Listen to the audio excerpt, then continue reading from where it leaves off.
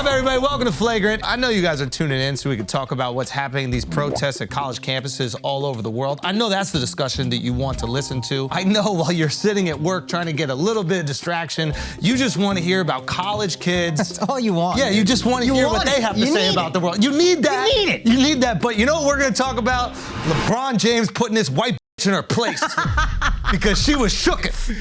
There's a great video, which I'm sure all of you have seen, but I've never loved LeBron so much. Awesome. That was his victory lap for me. Awesome. You know when like you have that one season that Kobe had where like everybody says goodbye? You can't beat that. You go out on top. That is LeBron going out on top for me. Some white woman in the audience. These white ladies have gotten way too comfortable talking shit to athletes. They have. But like, there's one thing about dudes talking shit to athletes because you're aware that after, you know, shout out to Ron Artest. Ron came to the show in LA, by the way. Oh, awesome. And he's like the most sweet, adorable, kind guy. But I was hanging with him and I was like, could go south at any minute. Like, at any minute, you say the wrong thing, boom. You don't even have to say it. He could punch someone else. That's it. Like, it just happened. That's it. Yeah, So basically, guys know now if you talk shit, there is a potential outcome where you get fucked up. Yeah. And women know that there's no, or believe that there's no potential outcome. And that moment right there was just precious. Like, he must have been so infuriated. The girl's like 5'6", and he literally just goes, yo, you can't even do that to your wife. She's doing, this is so infuriating. That is fucked up. Like, you're the greatest player on earth, arguably top two, maybe one ever. And some fucking idiot girl is just doing this to you, and it's like, you don't even know basketball. When did white chicks get so comfortable at basketball games? Since they've been dating all the players, I think. Yeah, they must be. Yo, Yo, that is funny. Like, maybe LeBron dropped a load in her back in the day and she's still upset about it. And she finally worked her way back onto the front. Like, she's on the floor. What a wasted ticket. This is a closeout game and there's a lady that doesn't know the rules that is on the front. Maybe she's the girl from that Jamal Murray video. What is that? The one where Jamal Murray's getting head? We don't remember I thought that it was video? Patrick Mahomes getting hit. No. This whole time, I thought Patrick Mahomes' wife was the one that was doing that, and I was like, I get it. I swear to God, I was like, she's a little bit, you know. We watched it on the podcast. No, I remember exactly. Jamal She was getting Murray. crazy dome, but my brain switched it to Patrick Mahomes, and anytime she would be like a little bit too gregarious, I'd be like, yeah, but the head is crazy. Yo, that's Alexx Earl, dog. What's going on? This guy's nuts. Anyway. Oh, Yeah, we're not going to watch that shit in slow-mo as well. Anyway, so the fact that LeBron does this in most likely his final game, I mean, his career is stainless, right? Yeah. That's what you always say. Like, there's not a single thing he's done wrong in his entire career. This is potentially his last game. If he just Sparta kicked that girl in the chest, would it diminish his reputation at all, or would it elevate? Elevate by a lot. This is fantastic. And think about what he would have done for us. Now we don't have to bring our wives courtside. My wife actually asked me. My wife was like, hey, if you get courtside tickets, who are you going to bring? And I looked at her, I was like, don't even think about it. Like, there's like a list of 5 people that are sitting next to me before you, and like my dad, Jamil, Jason. I have a doorman who likes the Knicks, kind of. Like, there's multiple people that I'm bringing before you. Likes the Knicks, kind of. Kind of. This is not his last game because he's going to want to play with his son. This is maybe the tune-up.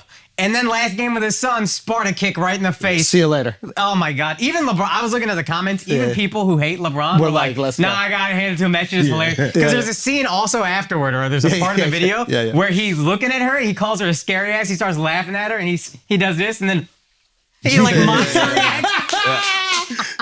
It's so good. I'm trying to understand culturally though, like, okay, I understand women are more into sports and Caitlin Clark and the NCAA women, like everybody's blowing it up, right? And don't get me wrong, being at a game is fun even if you don't know the rules. Like, I would still enjoy going to a soccer game. I don't know exactly what's going on. I don't know the fucking plays. But I don't think I would be on the front lines talking shit. Because they can't get hit. Dude, I watched the Super Bowl with some people. Playoff time. It's crazy. Anything goes playoffs. Wait, what do you mean? What do you mean? Like, I feel like everybody's talking shit, and so she's just trying to be like a fan. So it's mob mentality. Yeah, she realized. So this is what's happening at the universities. We're back to it. We satisfied what you guys need from the pod today.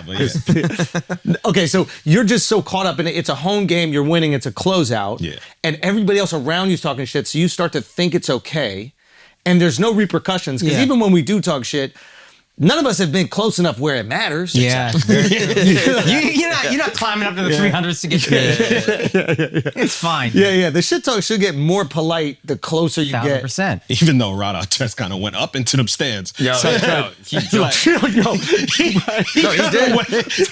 went to like probably like row 10 to get them motherfuckers. Beat the shit out of the wrong guy. Imagine reading the article and you're like, someone in the 100 aisle, you're like, the 100?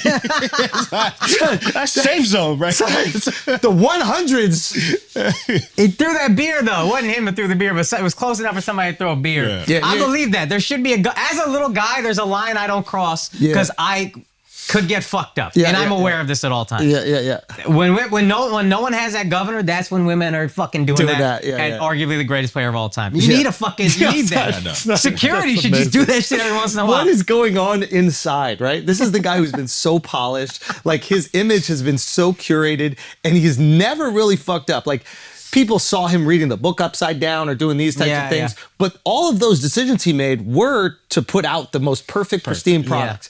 And in the final game, there's some chunky white bitch that looks like the chick got kicked off the plane. And he's like, nah, she gonna get the pump fake. Because I think he was frustrated at the game. The Denver Nuggets are just better no matter how well the Lakers play. The Nuggets just always seem to win. And he was like, I'm fucking frustrated. Refs aren't giving me the calls I want. And this white bitch is talking to me? You already got the dub coming, bitch. Fuck you. You know what's funny? If she was black, he's not pump fake. No chance. She wouldn't have flinched. Because she fighting. Taking off a heel. You think Jordan would have done this? Bro, I don't think. Wait a minute. Let me actually back up. Was Jordan so? It's kind of become like trendy to hate LeBron a little bit among certain people. Yeah, of course. Like I imagine her like. Actually, hold up. If she's like the wife of the owner, I wonder if that gives her a little bit more leeway with the shit talk because like she's got a lot riding on this as well. Okay, maybe not. Let me see. Let me think about it. If she was the wife of the owner, we also would have heard it by now. True. But it's become like socially trendy to like hate on LeBron, like because the internet exists, so all the opinions are out, and then you don't feel alone with your opinion. You're like, okay, I'm comfortable doing this. Where back in the day, even if there was anti-Jordan sentiment, where would it exist? Sports Illustrated tried it once, and then they never got an interview again. Oh, really? I didn't know that. Oh, dude, when he played baseball, they had a cover story that said, "Bag it, Michael." And it's like the greatest player ever is playing baseball. Why? Or something like that. And then he never did Sports Illustrated again. That was when he was playing baseball. He came back, won 3 more chips, and was like, "You're getting nothing from me." And at the time, Sports Illustrated was the biggest magazine as well. Like everything. I would argue Sports Illustrated was bigger than like any newspaper coverage on sports, Absolutely. right? Not even like close. that. It's like I don't even know what you would compare a magazine to now. Like the biggest meme page. Yeah, Bleacher Report. Yeah. Okay, so and then ESPN is like, this guy's giving us all our views and ratings. We're not shitting on him. The NBA is going to protect. So like, I don't know if anybody. New Yorkers hated him because he would kill us. But outside of that, it was like, and with no social media, he didn't have to.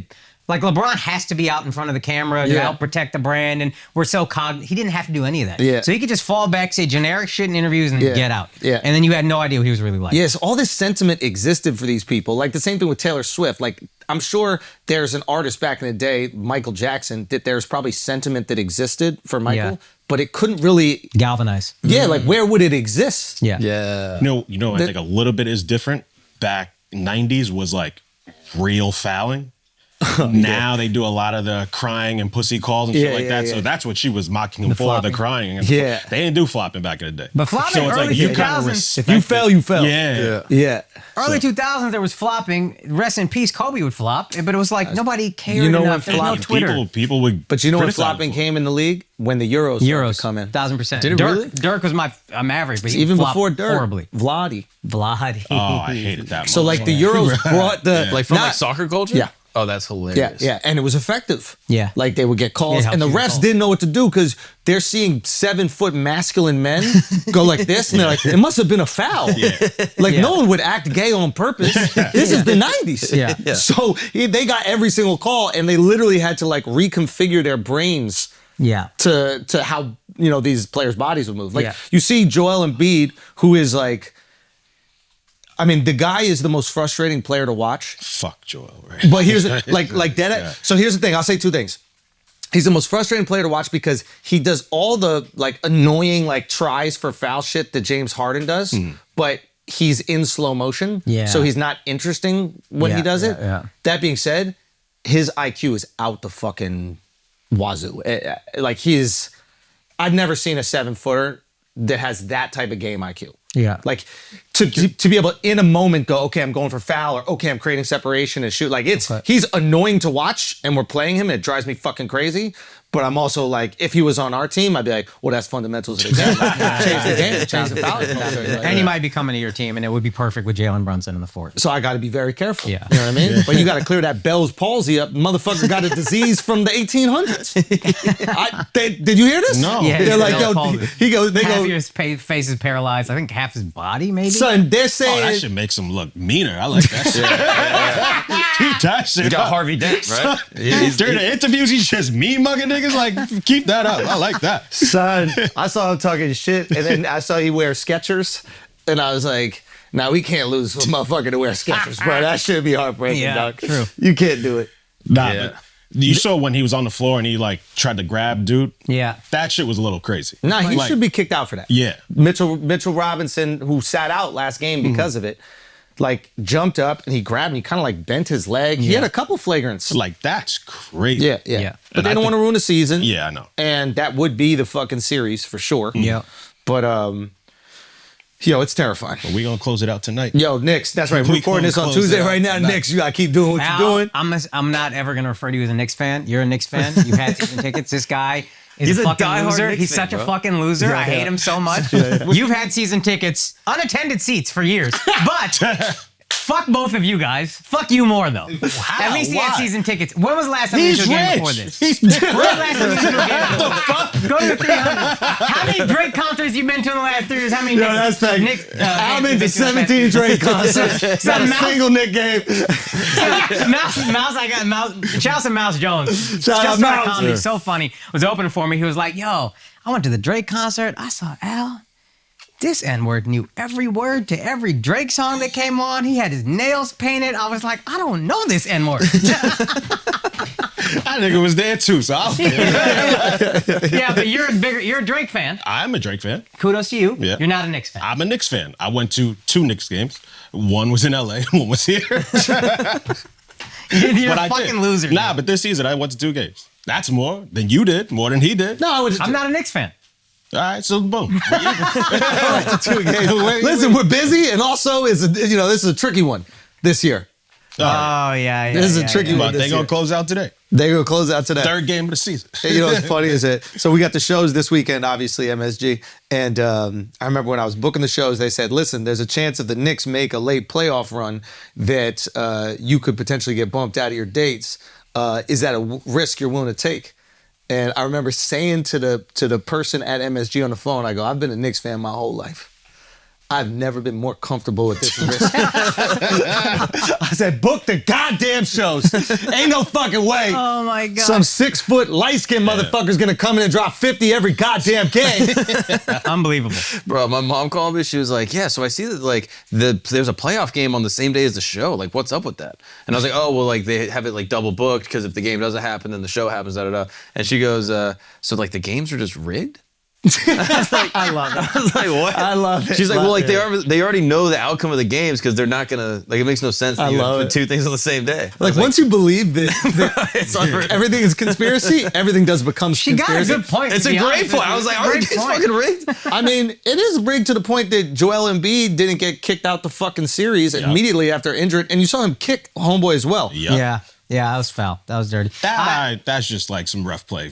That was cool. The nut kick? Yeah, the nut kick is crazy. I think like a hard foul or like I'm okay with, but a nut kick is weird. Like I don't think he was strictly going for the nuts. He was just trying to create contact. Yeah, just hit him a little bit. That I don't mind. That's playoff ball. But the shit on the floor, like that, he could have hurt him, and then that would have fucked our whole season. Son, I love it when New York is. Yeah. Oh my God. The city. I've never lived here when the Knicks were good. The city's gonna be. I remember Linsanity. The city was buzzing, bro. That was all the only taste I Black ever people got. stopped punching Asians for 2 weeks. Wow. Really? Yup. Wow. Yep. There was a combo. It made a long time in COVID. But nah, Linsanity was crazy. It's really because outside of like Puerto Ricans and Dominicans, the only sport all of us play growing up is basketball. Mm-hmm. And Puerto Ricans and Dominicans will hoop a little bit, but usually they play baseball. White people in New York don't play anything but basketball. Mm-hmm. Black people don't play nothing but basketball. Yeah. That's the only sport. I've never heard a high school football conversation in New York. Soccer isn't even there. Yeah. So the whole city only cares about one thing. So it is the closest, in my opinion, to like Europeans with football. In that there's one sport that the city cares about. Yeah. Whereas like when you start going down south, they like football, they play golf. Yeah. There's all these other activities that people could play. Yeah. I don't even think New Yorkers fuck with baseball like that much. I think when the Yankees win, it's mostly people from like Long Island and Jersey that come down. The one pushback I'll give you, your point stands, but in terms of having something else to root for, like in Alabama, the only thing they can possibly root for is college football. Alabama University. I think that is like soccer in Europe. Yeah. In that like they play everything, but that's all we have to root for. And specifically, like they might not even know the players on the team, but they love the team. Yeah. And in Europe, they might not even know the players on the team, but they love it. Might not even be a good team. It don't matter. Third division. It's your life. Brian Simpson, shouts to Brian. I saw him at the mothership. Finally got to meet him, but he was saying he did shows in Huntsville, and he's like. And these are like the smartest people in Alabama. The NASA Center is there, and he's like, one fucking roll tide can ruin your show for 20 goddamn minutes. Unbelievable. One fucking idiot going, roll tide, then everybody says roll tide or whatever the other part of the chant is, and it just goes like nonstop. One person. He's like, literally 45 minutes, 25 minutes of my show was that. Out of 45. Roll tide, and whatever the fuck the other part is. And they just, what is it? Well, the other team is War Eagle. Roll Tide, War Eagle. Roll Tide, War Eagle. It's just unbelievable. He's like, nothing. The more you love your team, the less creative the song needs to be. Like the Knicks had a song and the lyrics were, go New York, go New York, go. And that shit, you couldn't tell us wasn't the most fire song ever written by It's still fire. It's still fire. I remember that shit would come on, go New York, go New York, go. That sucks. There's 3 words in that whole song. Stop it. That shit is hard. It's fire. Yeah, that's what I'm saying. That shit is hard. It's very 90s. It was a white dude rapping it. It was? Vanilla Ice had Go Ninja, Go in the Ninja Turtles soundtrack. But I remember that one. That's y'all just spun that off, made it your own. But there was a white dude that rapped this one. And I try to find it on Instagram all the time, like to add to whatever, and it's not there. But I'm almost positive. This is gonna make me like the song less, but man, come on. You don't like the Knicks or the song. Stop John, it. I've always been a Knicks fan. We jinxing the Knicks right now. We gotta stop talking about them. We jinxing them. I know. Yeah, let's y'all go. Y'all are Jesse Itzler. Oh yeah, this is a. How the fuck did he get credit for writing the greatest hype song in history? He's the guy that sells that big calendar. Oh, is it? Yeah, you've seen him on Instagram. He's like a productivity guru at this point. Is this Humans of New York? That's Humans of New York? No. But I like that. That's a good trying. Oh, speaking of Humans of New York, do you see the cheese ball eater guy? No. Oh, so funny. You didn't see this? No, tell me. This guy had put up a giant poster like all over the city. He's like, on April 27th, I'm going to be in Washington Square Park and I'm going to eat a whole thing of cheese balls. A whole bucket of cheese balls. You know the big one? Yeah. And you just so literally just all went out to Washington Square Park and like 500 people, 1,000 people, like 1,000 people show up. And they're like, they're just chanting. They have signs. They're like ready for him. He's just standing there on a little bucket. Eat cheese balls, eat. And they go nuts. Like, and does he finish the entire? He finishes the whole thing. Like a Costco size container. Exactly. Yeah. And it was just like a little New York moment, dude. It was awesome. It was like the nicest day of the year. New York's the shit. New York is back. New York's back. Isn't that awesome that no matter what happens in a city, in New York City, you could call it a New York moment and then it makes sense. Like, that's not a New York moment. A guy eating a cheese ball bucket in New York. But Mark was like, it was just a New York moment. And I didn't even catch it. I was like, it is. It's the greatest city, man. What a city of cheese balls are getting eaten. Yeah, that's a very good point. New York moment would have been if he got robbed for his cheese balls. Yeah. Yeah, dude. It was insane. There's like 1,000 people in Union Square. Nah, it's crazy. Genius marketing, dude. And he just stands there and eats the whole shit. There's like music playing. People are like selling merchandise. Oh, Is he a minority? He didn't show his face the whole time? No. Is he a white or is he a minority? Oh, He gotta be a white. Yeah. But now the hands look a little Puerto Rican. Nah, but he's doing it for the love. Yeah, Puerto Ricans like cheeseballs the most, I think. But dude, this is just insane. He's like doing it like hype. Each one by one. Brilliant. Guys, tour dates. Bunch just added, so hurry up and buy your tickets. May 31st and June 1st, St. Louis, Missouri. June 7th and 8th, Indianapolis. June 21st and 22nd, Raleigh. Here's a bunch of new dates coming. June 28th and 29th, Buffalo. July 26th and 27th, Jacksonville. September 6th and 7th, Vegas. Whores come through. September 12th through 14th, Miami. And September 19th through 21st, Timonium. And that last, also probably least, September 28th and 29th, Greenville, South Carolina. Guys, get your tickets at akaashsing.com. Thank you guys so much. We're just having a fucking fantastic time at these shows. We're selling them out. Thank you to everybody who came through, everybody who watched Gaslit. I appreciate y'all. I love y'all. akaashsing.com for tickets to these dates. And I'll see you at the Garden to watch our boy Schulz. Let's get back to the show. Yo, I think I could talk about this now, but this is a crazy weekend. Obviously, MSG is Friday, Saturday. Fire. And then Sunday, I'm going out to LA. You guys all know, but we could tell the boys, the asshole army, to roast Tom Brady, man. That Netflix roast. Yeah. Crazy. That's fire. I'm excited for that one. That's gonna be cool. You ready? Yeah.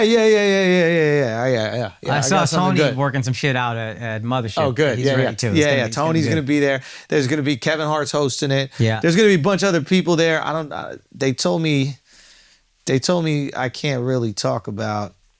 I feel like everyone's gonna be there. If Tom Brady's getting roasted, With how hard are you going? Here's the thing. It's gonna be fun. It's gonna be fun. It's gonna be fun. It's gonna be fun. It's It's live. Yeah, buddy. So you just you go about for it.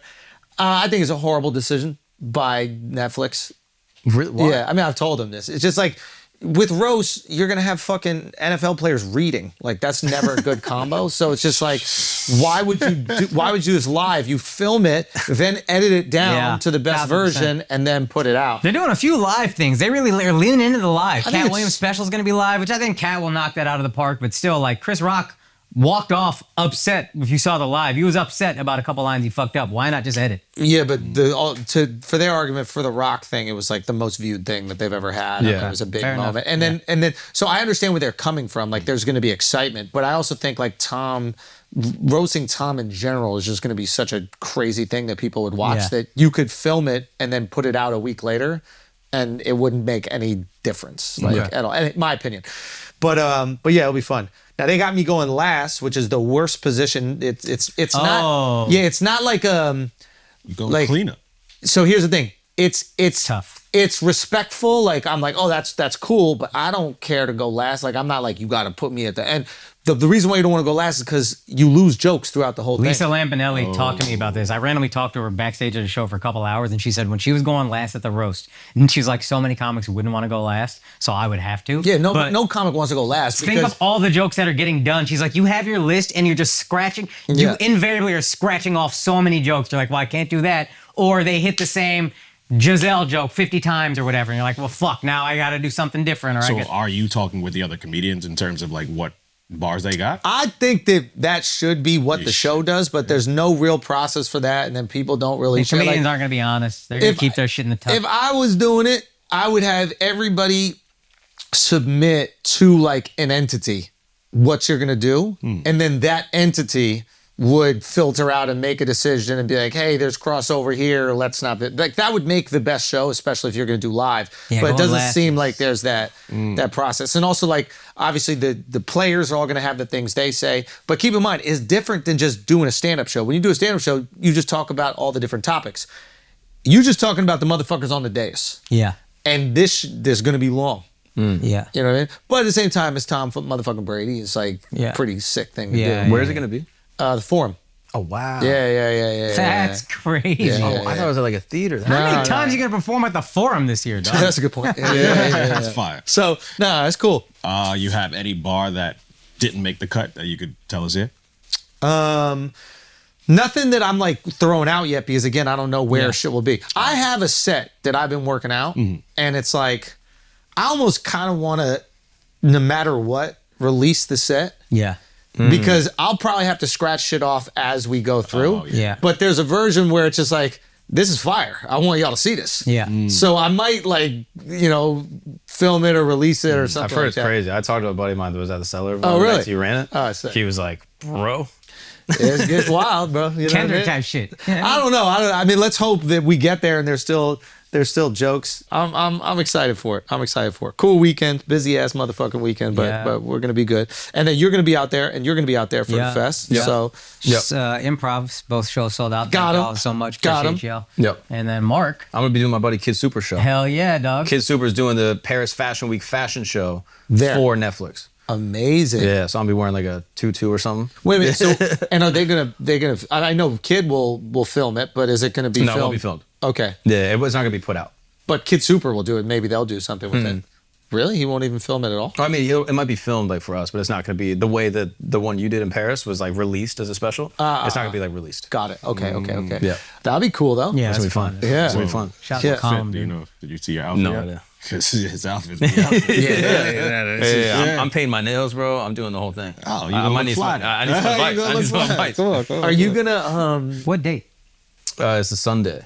It's same day as the roast? yeah. I think it's Tom Brady? before or after. I don't know. It's not the same time though. It's crazy you all just decided, oh, it's the biggest weekend we're all going to do. Let's toss another thing on. Yeah. That's crazy. Yeah, we're dumb. Oh, when they told me it was this, I was like, hell yeah, I want to do this shit. And then when they said what day it was, I was like, ugh, it would be. Yeah. It would Yeah. be the Yeah. fucking day after. So now I got to decide, do I fly out immediately after the Saturday show? No.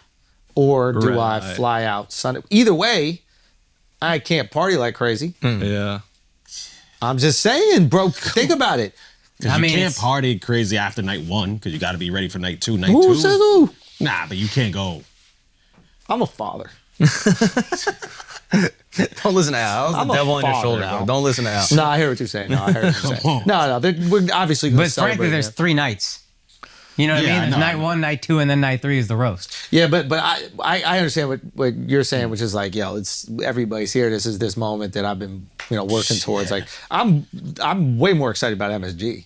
Yeah. Like that's what I've been working towards. This is another cool thing that just happens to be very inconvenient timing.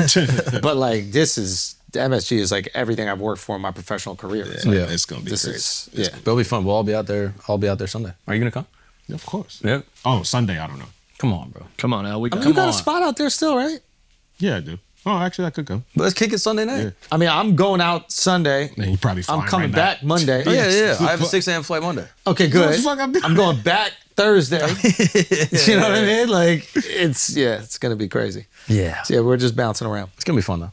Yeah, We got 6 pods. a.m.. We got pods next week, right? exactly. We got pods, so I'm coming back. I mean, I'm coming back for my daughter. but yes, we also do have pods that we have to do. Yeah, that's the tricky thing. Wait, what? It's just like moving a family is hard. Suggestion. Talk to me. Oh, unless That's what we were trying to do, and Yeah. I didn't want to say it to you guys until I knew it was possible. But like my wife's brother is graduating, so her family's coming out here, and that graduation is the week after MSG. Oh, it's here. Yeah, so it's like Yeah. it'd be like moving their whole family. It was just too crazy. Yeah. Bummer. because we could just spot out there. I literally, we talked about it and I was like, we do it at WTF. Like it would be the easiest fucking thing to do. But I don't want to miss out with Family. Shy, bro. We've been away like every weekend for the whole month. So anyway, cool stuff. So let's go check that out. And then, and yeah, make sure you check out Akaash's shows. They're sold out. So if you already got tickets, you check them out. And make sure you go check out Mark if you want to see Mark in a dress at the Kids Super Show. I would say I'm pulling up, but I ain't. Nah, I wouldn't expect you to. I'll be dressed like Eddie Izzard. It'll be fine. You got to pull up to where the fuck we at after the Kids Super Show. Yeah. Okay, In the good. dress, though. Show up in the dress. course. Me and Yeah. Tom in the dress. 100%. Yeah. All right, what do we got next? Hollywood getting you, bro. Yeah, I know, bro. Why do they do this? Why do they put black men in dresses? Yeah. Damn Yo, back to the show. Okay, guys, we have an official rap beef. Finally. It's happened. Kendrick dropped. I'm such a prisoner of the moment, bro. I'm such a prisoner of the moment. I love this. Bro, I'm such like I love this. The last thing I hear is the best thing I heard. And I put that shit on today. I don't even know what he said. I'll be honest, I don't even know. He's got the voice breaking and whatever that, you know, that thing where he does the puberty shit, and like I'm like, or whatever it is, when your voice cracks a little, right? Yeah. And he's just right. But he had some bars that I don't remember that were fire. Like I don't remember nothing, but it was heat. Oh my God. Okay, so the beginning starts. It literally just dropped like about an hour ago. Yeah, so we ain't really taking in that much. Yes. But yeah, there were a couple bars that stuck out. The first one. Which one? The one he said play some the shit in intro reverse. backward. If you play the intro backwards, it says everything they say about me is true. I believe. Yes, it does. Okay. Yeah, you're right. So let's just start with that. Does that mean like the family stuff that he mentioned? Well, he said fabricate stories on the family front, so that's what's weird. So then what is it? I don't know. I think it says if you don't say lies about me, I won't say truths about you. Yeah. Fire bar. That was a nice one. Now he knows something. Is he saying that about Drake? Everything they say about me is true? Whoa. how I Okay. Just so we can what you mean is he's not saying that as Kendrick. He's like, yeah, as Drake. And wait, is it in Drake's actual voice or is it in Kendrick's voice? I thought it was Kendrick's voice. Yeah. I love this. You get to be a detective. It's so much fun. This combines conspiracy theories and rap beef, and it's so fun. Yes. Okay. So go. I'm calling bullshit on the don't make me talk about your truth stuff because this is fucking 6 minutes and 40 seconds. Like, you said everything you could say. This was too long for you to still have stuff left in the tuck to say. Okay, but I think this is everything. But it's more fun to think. What is it? Yeah. No, definitely. Are we thinking? There's no way a body, or is there a body that he knows about? If it turns out Drake really killed XXX Tentacion, I mean that's crazy. there's no way because the kids would have ratted already. Not They're really. holding it down. 18-year-old kids. I mean, they. What? I don't think Drake contacted the 18-year-old kids. I think, if anything, it was somebody told somebody. And then they know make that there's happen. a But I bounty. still don't think. Yeah, I don't think they're behind. I that. don't think he's so here's what I'll say to you, Al. He's kind of insinuating things, but he's not saying anything. I think what he's saying is, I'll do the Pusha T thing. Have you ever paid 500? Go up. Yeah. Have you ever paid 500,000 to like an open case? What does that mean, Al? An open case? Well, I have, and I felt that both. Have you ever played? Have you ever? I think he said I failed at both. Oh, I think. have you ever played? Have you ever? Okay, and word. Let's play. Have you ever watched your enemy down? Walked your enemy down. Oh, walk. These lyrics wrong as fuck. Yeah, I know. Genius. So Rap Genius is trying to get, and I think it's just a white guy doing his best. Yeah. So he doesn't know what walk your enemy down means. Literally, I was refreshing the page and you would just see more words like Changing. Yeah. Oh, I think that's when it's highlighted gray, that means either they're not sure or maybe this is all they are sure about. Got it. No, when it's highlighted gray, that means there's a hyperlink so you can click it and then it annotation. explains. Oh, well, Yeah, fucking annotation. yeah. Okay, sorry. It's all right. I don't need Rap Genius. I'm not white. An open case is an ongoing investigation. That's what I figured. 500,000 to an open case. So I guess he's trying to like pay off a case. He's saying. Yeah, Or it's probably opening a fail. case of money with 500 grand in it. You know what I'm saying? Nah, that's Nah, boring. that's. All right. Hey, I'm trying. Nah, I think he's saying he paid 500K to maybe get rid of a case. He said, "I'll park your son." Is that just because somebody asked? Does Drake's mom have Parkinson's? Is that you that asked that, or somebody on Twitter? No, Maybe it was Park Mouse. is who has Parkinson's? 40, right? Drake's producer. Oh no, He has some illness. he got MS. Yeah. Oh, ain't that the same? Nah, I don't think so. Similar. That's if you have multiple sclerosis. If you got like a lot of sclerosis, Yeah. you got like sclerosis. Plural. If you got sclerosis, that's What's MS. Parkinson's? I thought that's They're what Michael both- J. they're Fox both- got. Yeah. Yeah. They're both Harlem. neurodegenerative. Yeah. correct. Medically speaking, yes. Okay. When you stand by sex, That's the funniest I believe you see two bad. I believe you don't like women. That's real competition. You might pop ass with them. You didn't like that one? Alex not hearing any of this. Oh, he said he like tried it. to cease and desist to like that record, which is kind of damning, I guess. Apparently, Drake had to cease and desist for his diss, for Kendrick's diss. Oh, wow. He said, you ain't like that record? He doesn't say why. He just said, you try to cease and desist to like that record? You ain't like that record? When he starts talking in a Toronto accent, Oh, that shit is unbelievable. Unbelievable.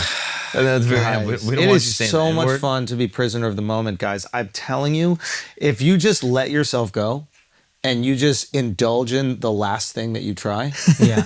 your life will be so much more way enjoyable. better. Yeah, because you're not constantly comparing. You're just going, oh, this is awesome. I was saying, I'm a Drake hater. Up Yeah, until 4 hours ago, I was like, Drake won. There's nothing Kendrick can do. There's nothing he can do. It's taking too long. Yeah, yeah. And now I'm like, this a rap. This What are you gonna say, Drake? It's over. It's over.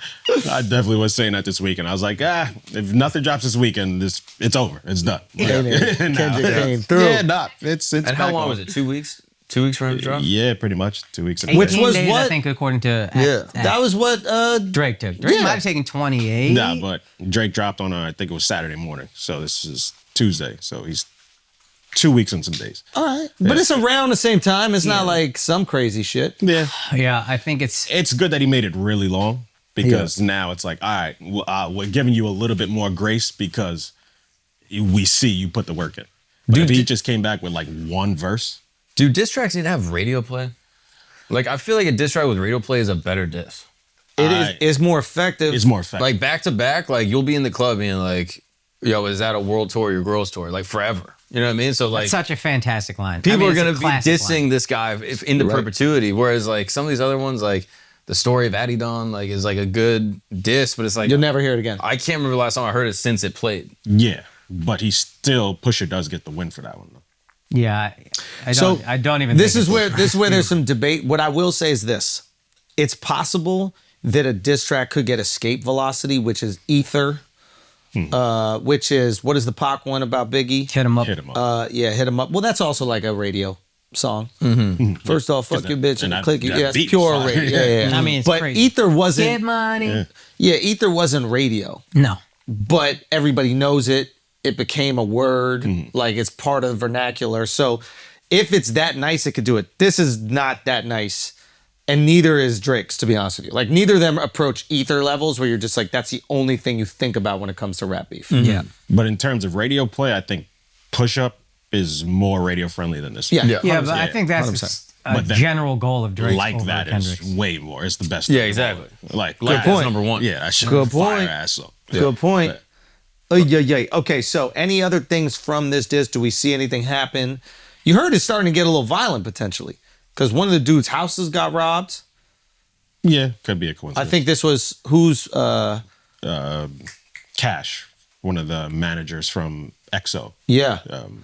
That's Drake shit. No, Weekend. I think that's Weekend's manager. Oh. And there was like gunshots and shit, and somebody might have gotten injured. So like now, unfortunately, the rap beef that we all thought was going to be the safest, most verbal, has become physical and violent, and that's corn. That's some pussy shit, bro. Yeah. That is the most pussy ass shit. It's like you have the ability to go back. You said the shit, right? You have the ability to take shots. Go take the shots. Take it back. You guys have studios. You have music. You are creatives. You have the ability to compete on a creative level. And if hypothetically, if somebody is telling someone to go rob them or is paying somebody to go shake shit up, that's soft, bro. That's an admission of weakness, in my opinion. Yeah, That's why. And Drake's so calculated where I don't think he would do that, especially this close That to the can't beat. be from his crew. Like, Yeah, I think it's, how people just want to be like, oh, hey, I want to get down with this crew. So oh, let so me they're just do doing it something. what I too. did. Yeah. I think that's what that is. brought And you a especially LA, everybody knows where everyone lives. Yeah. Wait, it happened in LA? Yeah. Yeah. That could have just been a regular. That that's is what I'm another thing. Nah, you're right. My just be, bad. Didn't calculate that. He got LA. I got nothing to do. Yeah. Actually, this is the perfect time to rob all of them because they're going to be looking for suspects in the ops, Oh, yeah. not just random robbers. Yeah. This is the best time in history to be a white robber in LA. If you're a white guy that robs famous people in LA, get to work. Because nobody's coming to look, right? Yeah, rob any rapper, you're good. Yeah, exactly. If you're one of these guys, you got to protect the other guy's house. You know what I mean? Yo. Like, this is like the mob shit where like a guy gets out of prison and he has to protect the snitch. Yeah, Wait, break this down. No, I don't know. I forget what I was talking to. I was talking to some guy that went to prison, and he was like basically was going back and forth with this guy, and if the guy died, then he would be the number one suspect. So now he had to pay bodyguards to protect the guy that was suing him. So that he wouldn't have to snitch? So that the guy that he was against, like nothing, if anything happened to him, if he got in a car accident, if he like slipped and tripped down the stairs, he would be the suspect because he had a violent history. So these two guys were in some type of litigation, and the one guy had to protect the other guy. Oh. Because if anything happened, he would be the suspect. Right. So this is the same thing, bro. Like Drake has to protect all of Kendrick's people. Send the security. Yeah. Make sure he's ready to cook. Just not the security that was with Whitney though. Yo, this guy. This guy is wild. He's wild. He's Team OVO. Yeah, it was in the rap song. What tipped you off? What was it? Being dressed like a sperm? Oh, the 3 Drake concerts I went to this year? I don't know. Am I crazy? You went to 3 Drake concerts and 2 Knicks games? Yeah. I knew you were a fucking loser. He added it up. I knew you were a fucking loser. Take the hat off. He took one down, dude. You got the nail polish. That's your uniform. So he switched it up. He had Wayne one night. He had J. Cole another night. That's different concerts right there, man. Am I crazy for feeling like this is kind of WWE? Like maybe I've been talking to my mom too much, but there's a part of me deep in my core where I'm like, both of them are in on this. Right? Well, maybe why are you trying to take the fun out? Maybe it can get away. No, but to be fair, he does say like, what's all this? That's a couple lines. He's like, what's all this real shit? This is sport. This is what it is. We're just talking shit. This isn't a real thing. Mm-hmm. He like says that, but then he says some wild like, shit about not raising his son. Oh yeah, that was wild. So any sport like that, I don't like that. And he'll say like, "Oh, I didn't shoot the AK right the first time I shot it. Now I know how to shoot it. Now it's like I gotta aim lower." Why does he say that? Because of the recoil.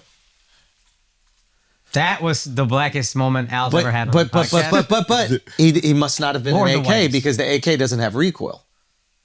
Well, they say in the Draco. I think the Draco is the what's the gun they all use? Who's they? Hey, Al, who's they? Because I got an idea, but I want to know what you're thinking. I want to know if we're both on the same page here with they. Oh, my God. Because you threw it out all there. the military Put on your plan. Put on your plan. All the military. The M16, you know? That opinion came with the outfit. Exactly. The M16, you know, the government issued rifle. Got it. The military folks. Yes. Got it. I think it has a little, you know. Yo, he threw that out there in the most Cuban fucking way. Wait, did we tell the story yet? What? About our driver, our Uber driver in Tampa? No, this guy is. Oh my God, we had an Alexx driver in Tampa. We get into the Uber, and Jacksonville. Sorry, Jacksonville. Yeah. We get into that's right, Jacksonville. Yeah, we get into the Uber and like I'm feeling a little like I don't know if I'm like friendly or antagonistic. I haven't decided yet, but I'm like, "What's up, man? How you doing?" Just trying to like figure out Jacksonville, get the feel of the vibe, whatever like that. And he's like, "What's up, man?" And I'm like, "How's everything going out here?" He's like, "It's good." "Where are you guys coming from?" I go, "Oh, New York." He goes, "That's a shame." I go, "What?" Yeah. I go, "What?" And I just start to smile. He goes, "Yeah, liberal city, ruined, crime everywhere, drug addicts, people just murdering everything." And I'm like, "Oh, wow. Yeah, I mean, it's not really a liberal city. Like, we always got Republican mayors, and, you know, that's just what it is. We're just cool with gay people." And he goes, "Yeah, it's weird anyway. But still, it's crime, drug addicts, shootings everywhere." I'm like, "Well, what's your mayor?" He goes, "Well, she's a Democrat, but still, you know, she hasn't ruined everything yet. The other guy was one of these Gavin Newsom types. Can't even fucking trust him." Right? We're like, okay, this is gonna be fun. And they go, "Hey, aren't there like shootings and drugs and shit all over here?" He goes, "Yeah, not downtown." I'm like, "Yeah, but there's shootings everywhere in this place. Well, he's probably got some liberal ass city. That's where that's happening." He goes, "Yeah, it's not happening right here." And I go, "Yeah, there's still shootings everywhere in Jacksonville. That's what everybody talks about." He goes, "It's not happening here." And I'm like, "Well, where's it happening?" He goes, "Are doing it." Wow. Just drops it. Full hard R. Hard R. Full hard R. Wow. Mark and I just go, "Wow!" Dude, fucking Ric Flair is in the car, dude. It is on and popping. This guy's frazzled. I look at the ETA on the Uber app. 15 more minutes. Didn't drop it like a minute, and then we get off. We're on the highway in traffic, and he dropped a hard ER with 15 minutes left. Oh, it gets better. This guy's on the ropes. He's frazzled, right? Mark, everything calms down. Mark hits him with one just haymaker. He goes, all right, let's just calm things down here. Like, where's the gay neighborhood at? And he goes, oh, the gay neighbor's over in Suffolk. And Mark goes, how do you know that? Because I'm a driver. I'm a taxi driver. It's my job. I gotta know these things. Bro, we had this guy on edge for 15 more minutes, dude. Oh my God. Unbelievable. It was unreal. Schulz starts asking about his personal life. And he starts getting in there. He's like, I can't imagine things are good. He's like, my third wife, we were actually going on a trip soon. We're like, oh, what happened to the second wife? And he's like, she was a whore. We're like, what? And he's like, I got deployed. She started banging all the neighbors, whore. And then we were like, whoa. I go, all of them? He goes, well, one that I knew of. Probably all of them, whore. And then he starts talking about the first wife. And he goes, and my first wife, actually, never mind. Yeah. And then Schulz goes, oh, no, tell me. No, I go, you already said the N-word. You might as well tell us what happened with your first wife. And then he turns around and goes, hey, mind your own business, jackass. Yeah. Bro, it was the craziest. Now we're just fighting the guy. Yeah. We're just in a dispute. Like, N-word dropped him down to 3 stars, and then he's slowly creeping back up. Like, he's really making it. Yep. He fought back, for sure. He goes, I divorced her because she was crazy, mobbed up, And then she sent a private investigator to check me out and like see what I was doing. He was just tagging me all over the place. I was like, did you ever think anything was going to happen to you? Or whatever. She's like, nah, I think I was okay. But I did move to Florida. Wow. It's unreal.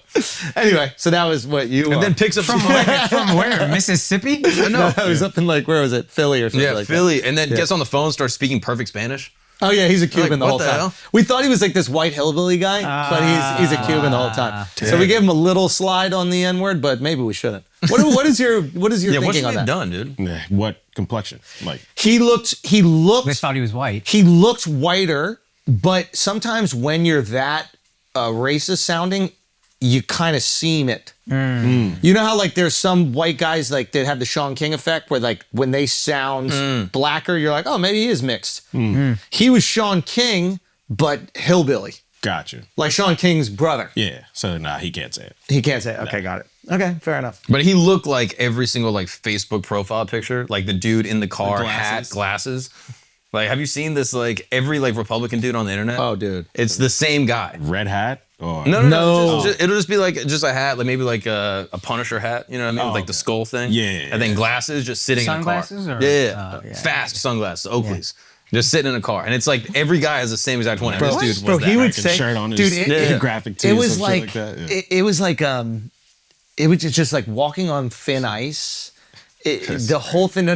It was once you know he can go anywhere, you're just not sure how it's gonna go. I remember one time he goes, you guys tour all over the place. We're like, yeah, we're going to Abu Dhabi in a month. And he goes, Abu Dhabi, I've been there twice. Once 30 years ago, and then once 5 years ago. Amazing what they've done. You think you know a guy. He's amazing food. It was the most entertaining fucking thing I've ever seen. All right, guys, we're taking a break real quick so I can tell you about Momentous. What I'm slurping on right now, fast forward, is the collagen shot. Let me tell you something. Collagen, first of all, this tastes fantastic. It's great for your hair, your skin, your nails, not just ladies, dudes, you need that too. But here's the thing about Momentous. All of their products are tested, NSF certified, and they're backed by people like Dr. Andrew Huberman. So you know that they're quality. And they have creatine monohydrate, the gold standard of creatine. Everybody you know that recommends health stuff, whether you work out or not, will tell you about creatine. Brian Johnson, you want to live forever? Creatine monohydrate. They also have grass-fed whey protein isolate. That's the highest quality form of protein for muscle building, for having a better life. Guys, Momentous is the company to check out for anything you need. They got sleep packs that I use, and I am sleeping better, truly. So, any product you need for your health, go to Momentous. They got you, and Momentous is offering listeners of Flagrant up to 36% off your first subscription order. And if you don't want to subscribe, you can still get 20% off of creatine, protein, and all of our favorite products. All you got to do is go to livemomentous.com/flagrant and use the code FLAGRANT at checkout. Let's get back to the show. That's actually good. Guys, we're going to take a break real quick because we need to talk. Did you know that internet service providers know every single website you visit? That's right, you perverts. The internet service provider you use tracks everything that you do, and they can use that information to sell to ad companies and tech giants who use that data to target you. You don't want that. That's why you need ExpressVPN. It creates a secure, encrypted tunnel between your device and the internet so your activity is known by only you. It's incredibly easy to use. You can start the app with a click of a button, and it's the #1 rated VPN by The Verge and Tech Radar. So that means dorks have vetted this product so you don't have to. It's rated #1. Also, it works on laptops, phones, and even your routers, so everyone on your Wi-Fi network can enjoy secure private internet. And even better, if you want to watch something in another country that might be restricted where you are, that's where you use a good old-fashioned VPN. You know, when I was in London and Amsterdam doing shows in January and I wanted to watch the Cowboys disappoint the ever-living fuck out of me, I watched those games on my iPad on a VPN service, and that's probably what Andrew is going to do when he wants to watch the Knicks disappoint the fuck out of him while he's in Abu Dhabi. This is possible. I know it. I've used it. Andrew will use it. Guys, secure your online activity by visiting expressvpn.com/flagrant today. Again, that is expressvpn.com/flagrant, and you get an extra 3 months for free. 3 months free. It's worth a try. expressvpn.com/flagrant. Now let's get back to the show. Anyway, you're like him, Al, in that you're really racist towards black. Yeah, you're a people. racist Yeah, guy. you're a really racist guy. You think they all have machine guns. You do think that about black people. You do. And it's really messed up. I was talking about the military. So now, NBA playoffs.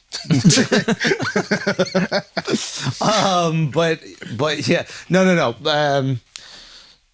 Okay, we said that to say this. It was Michael Chandler was the guy who was...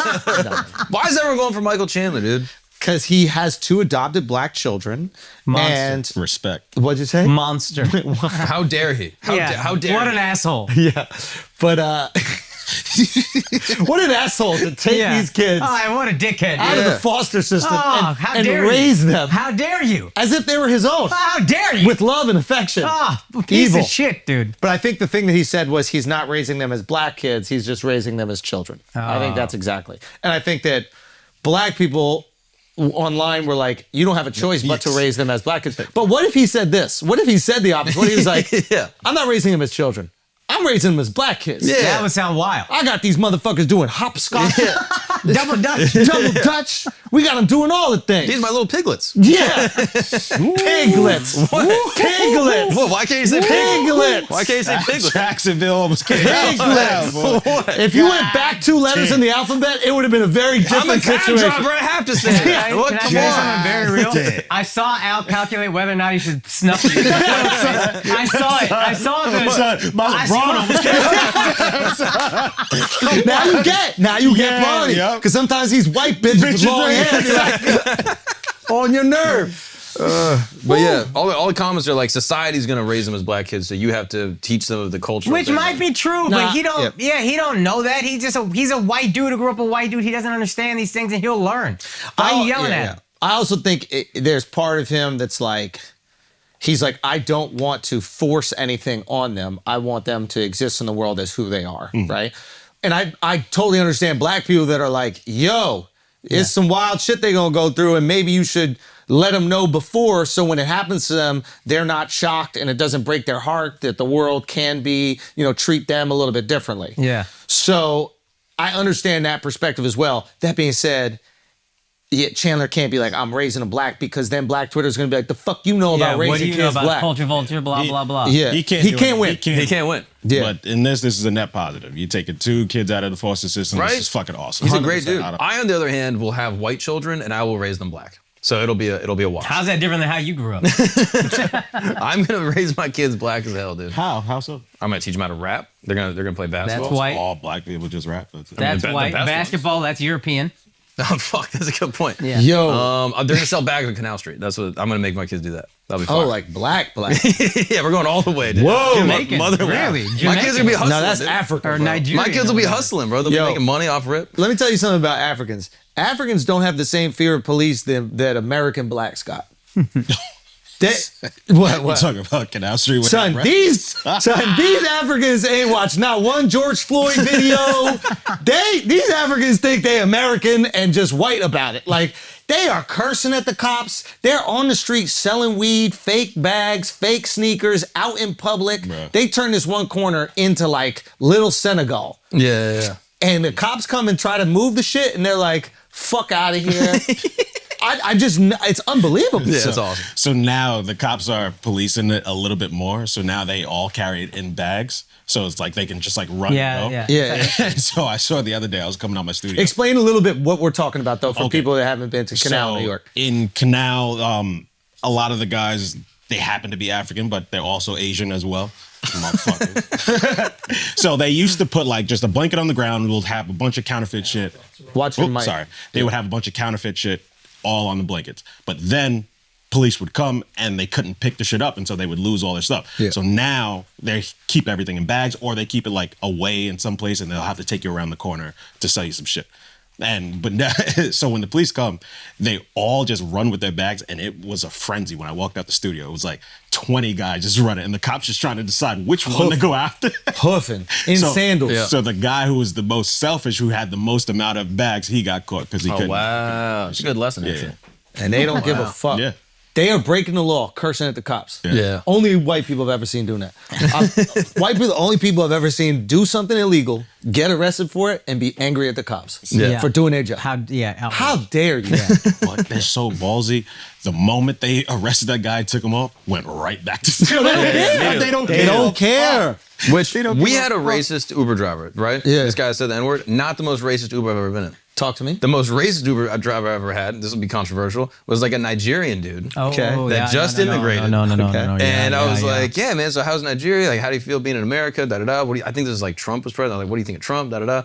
And he was like, oh, man, black people in America. Don't get me started. Yeah. The full Nigerian guy, thick Nigerian accent, just talking crazy shit. I was like, what is going on? Really? Yeah, he's like this rap music saying the N-word. Da-da-da. He's just dropping it hard R again. I was like, dude, are you allowed? As Mark told this story just to make himself not the most racist person in the world, it's true. Nigerians really don't like. See why they sold y'all? I don't think we talk about that enough. We bought them. We ain't selling. You know what I mean? It's different. We bought. We wasn't selling. Yeah. Like when you go by Chinatown. Y'all made us work, all right? Say what? Listen. All right, so.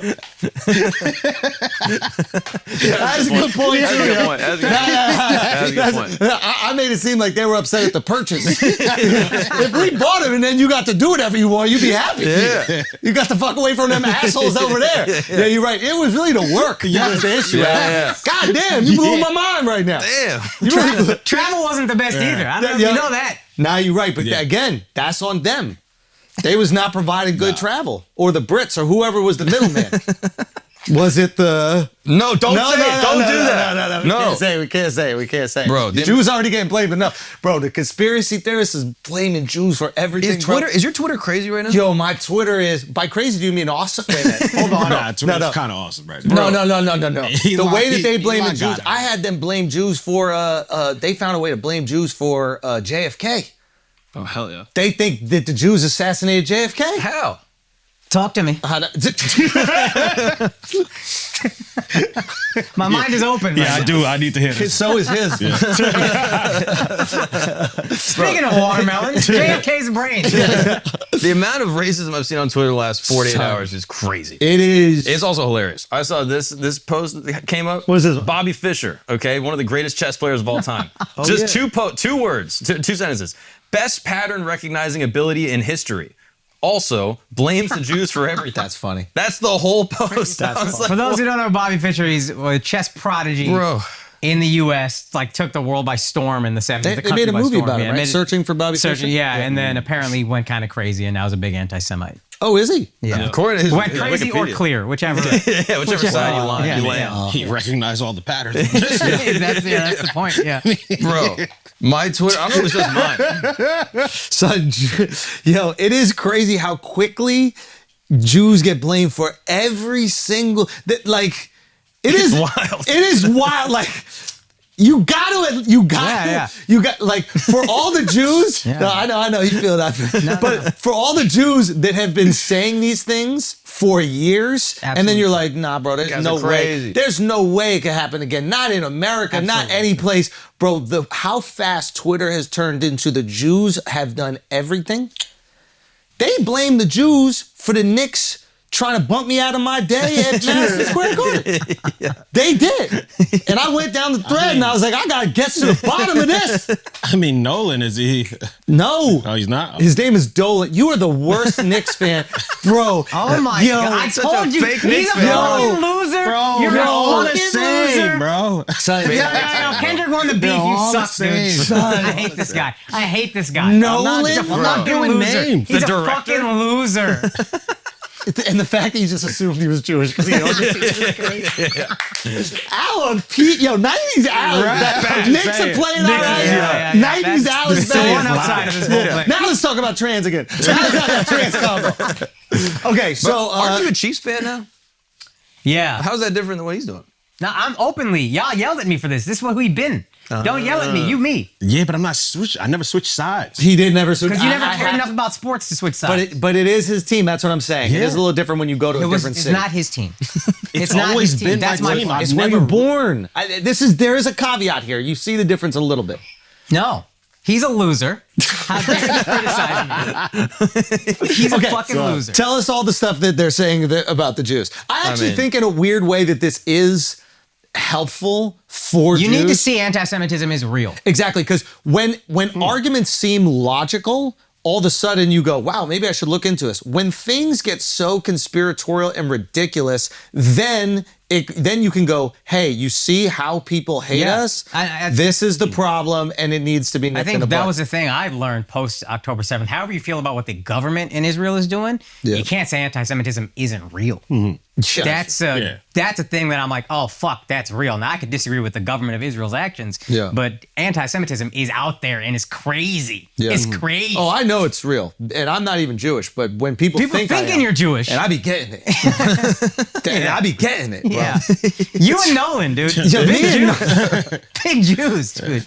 Okay, so tell me, what was the crazy thing you saw? I mean, it's just crazy. Like the Bobby Fischer thing was wild. I'm trying to think. There's just been so many JFK shit was crazy. random posts. I'm trying to think of one specifically. Dirt just fall off you. Just when you raised your arm, dirt just fell off. Maybe your skin is dry. Yeah, yeah. Do you have lotion?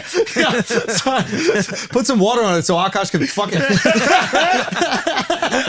I hate you. I hate you. I don't have a response. I didn't see it coming. I didn't see it coming at all. This might have been the most crazy one. Okay, go, I don't know go. if we're even allowed to show this. I don't think we should, but we can talk about it. Your Twitter is wild. Bro, I think that's it's y'all crazy. algorithm. I don't. Yeah, I haven't seen this. The other thing, I'm like, why do y'all think that I like this? You're the only two that were like, my Twitter's racist. Your Twitter's just basketball. Your Twitter's who the Dallas Cowboys drafted. There's no 1000%. interest at all. 1000%. I have not seen any Adolf Hitler material. This is crazy. This is the most wild one. This has how many views does this have? So this has 6 million? 4 million. No, the numbers are inflated. This has 3.6. This is crazy. 3.6 million. You inflated them. 3. That's my whoop. Okay. 3.6 million views, and the post just says, yeah. "Why do they never show you clips like these?" And it's just Hitler playing with kids. It's This crazy. is gross, dude. It's actually crazy. fucking gross. It's fucking wild. And this is just on. It's like people are sharing it. He's literally marching. Like, what is redeeming about that? They're like, look at how great Germany was. It's fucking crazy. We need to keep an eye on Germans, yo. yeah, yeah. We need to keep an 5,000 eye on retweets. Germans, 5,000 people saw us and they were like, oh, my fans, my followers need to see this. We need to keep an eye on Germans. It's crazy. Yeah, they don't have enough of individual spirit. Do you know what I mean? They just they're collect. a culture that is just just congealed. They collect. will collect and they will do whatever needs to be done. Like right now in Berlin, you know, like everyone is gay or whatever. Like that's the new collection. Like we're all going to be like gay and we're all going to, suck each other's dicks in a club and like that's just our culture and that's what we do. But somebody just presented that idea to them and then they were like, okay, we do it now. And before that, it was Nazis. And I'm sure before that, it was something else. We need to be very careful. We need to keep an eye on Germans. We got to Japanify them. Be like, Talk to me about get that. into cartoons. All right. can do I just- karaoke. Can I just say one thing? I didn't want to say it because I thought it was going to be crazy, but the fact that you said it makes it less crazy. Wait, is it crazy? They are the Asians of whites.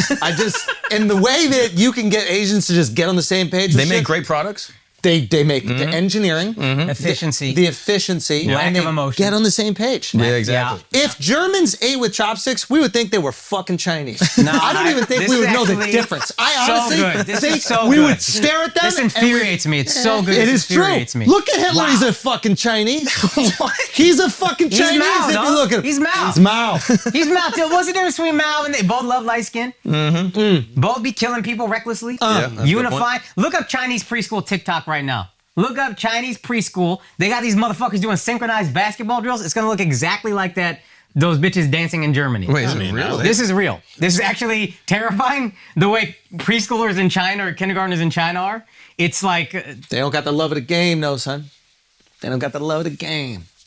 Yeah. But I hear what you're saying. They think if they just start them early with everything, they're gonna be the best. Oh, they did not have this bitch sewing. yeah, but look, I got them doing They did everything. not- yeah, but like, why they acting like she don't already do that? Son, if you look up the basketball drills, You it's know like, what I mean?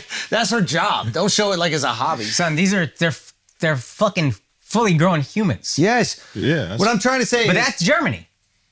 Tell me that's Germans would do the exact same thing. bro, I'm 100% Yeah, on board. I'm- with you. yeah. They are the Asians Yeah. of. Your theory, I'm on board. But I'm proving this. Whatever supplements what Look you at said. that air day Look spot. at this. Yup, got This him. unbelievable. Handles. Wow. Son, Handles. Steph Curry drills, 5 years old. Wow. Oh, they about to be nice. Oh, they're gonna be nice. Bro. Nah. You need the individual spirit, bro. They about to have Lindsay sanity. Oh, I tried to laugh. And I couldn't. I was trying to put it together. I want to But support Lindsay you. ain't an Asian name. Yeah. Yeah, no, we got this. No, these are fire.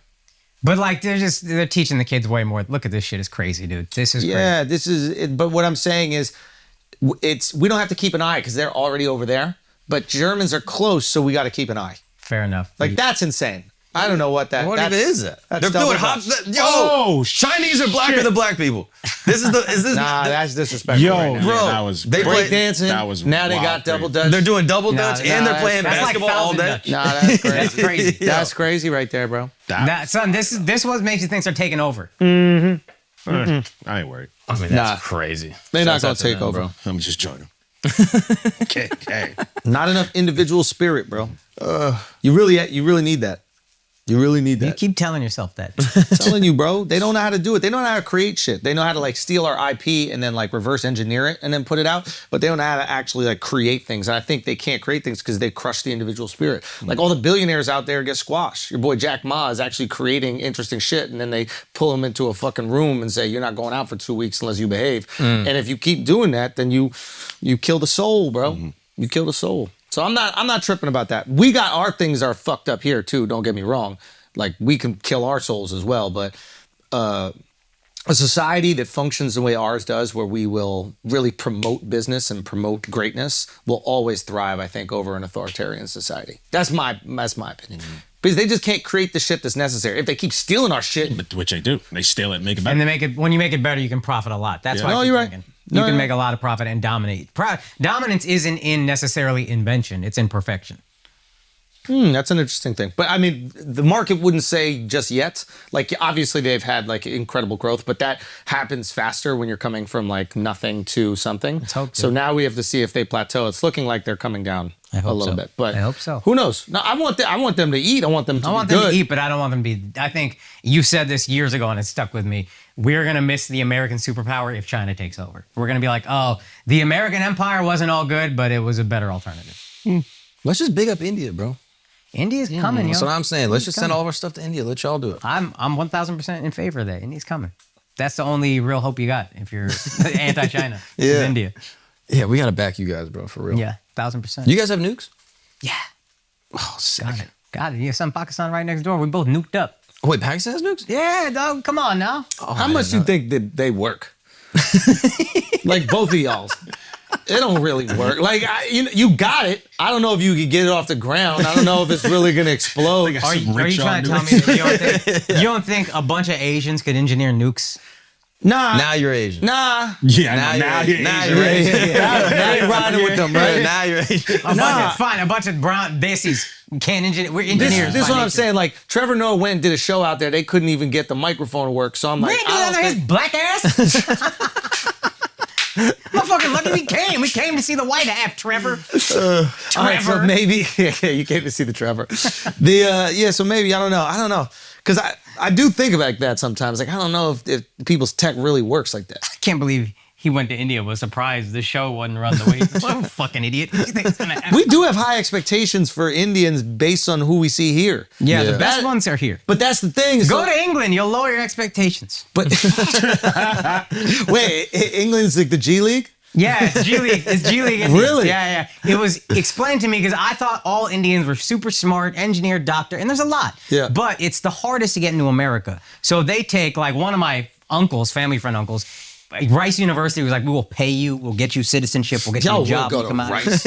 Yeah, you heard that. Rice University. That's a great joke. Yeah. But they like pay you. We want the best over here. Yeah. And then England was not as tough on immigration. They let more people in. So it was just like, if I want to get out of India, it's way easier to go to England. The best of the best went to America. Got it.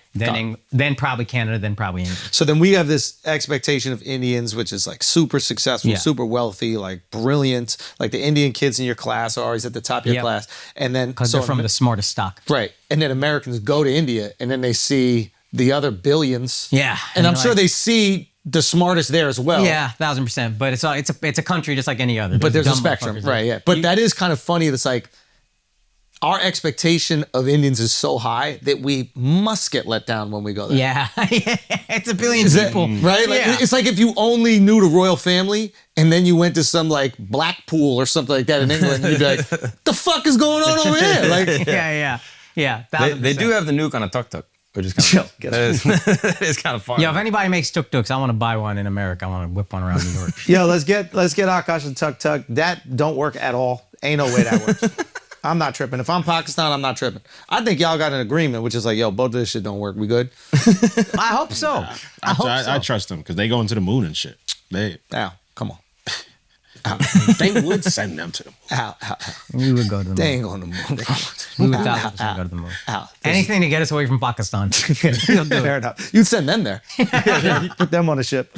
All right, guys, we're going to take a quick break because I need to talk to some of you. Hopefully not many of you, but some of you might have been injured by the neglect of another person. And that sucks. You got to deal with health insurance companies. You probably got medical bills. You probably got all kinds of pain in the ass things to deal with. If you are ever injured wrongfully because of the neglect of another person, you can contact Morgan & Morgan. It is America's largest injury law firm. They have over 100 offices, more than 1,000 lawyers, and this is the important part. They have recovered over $20 billion for over 500,000 clients. Morgan & Morgan has a proven track record of fighting to get you full and fair compensation. So look, like I said, getting injured because of someone else's negligence is hard to go through. But luckily, submitting an injury claim with Morgan & Morgan is easy. So if you're ever injured, you can't check out Morgan & Morgan. And this part is important. Their fee is free unless you win. Their fee is free unless you win. For more information, go to forthepeople.com/flagrant or just dial #law, which is #529 from your cell phone. Again, that is forthepeople.com/flagrant or #law, #529 from your cell. This is a paid advertisement. And now it's over. Let's get back to the show. Hey there, Noodle Dick. I'm speaking to you because I'm one of you. I, too, may or may not be a noodle dick. Actually, even if you're not a noodle dick, your dick game it's probably not A1. I know you think it is. It's probably not. I know 50% of you are like, nah, my shit is fire. It's not. Women are lying to you. Girls tell me they're lying to you to protect your fragile ego. You know what you should do? You should swallow that ego, and maybe other things will get swallowed by other people. Guys, you know what we're talking about. Blue Chew. Here's the thing. If your dick game is not A1, you got to get yourself some Blue Chew. Step your shit up, guys. Satisfy that woman in your life. Ladies, satisfy yourselves. Help the guy in your life. Have better sex. Discover your options at bluechew.com. Chew it and do it.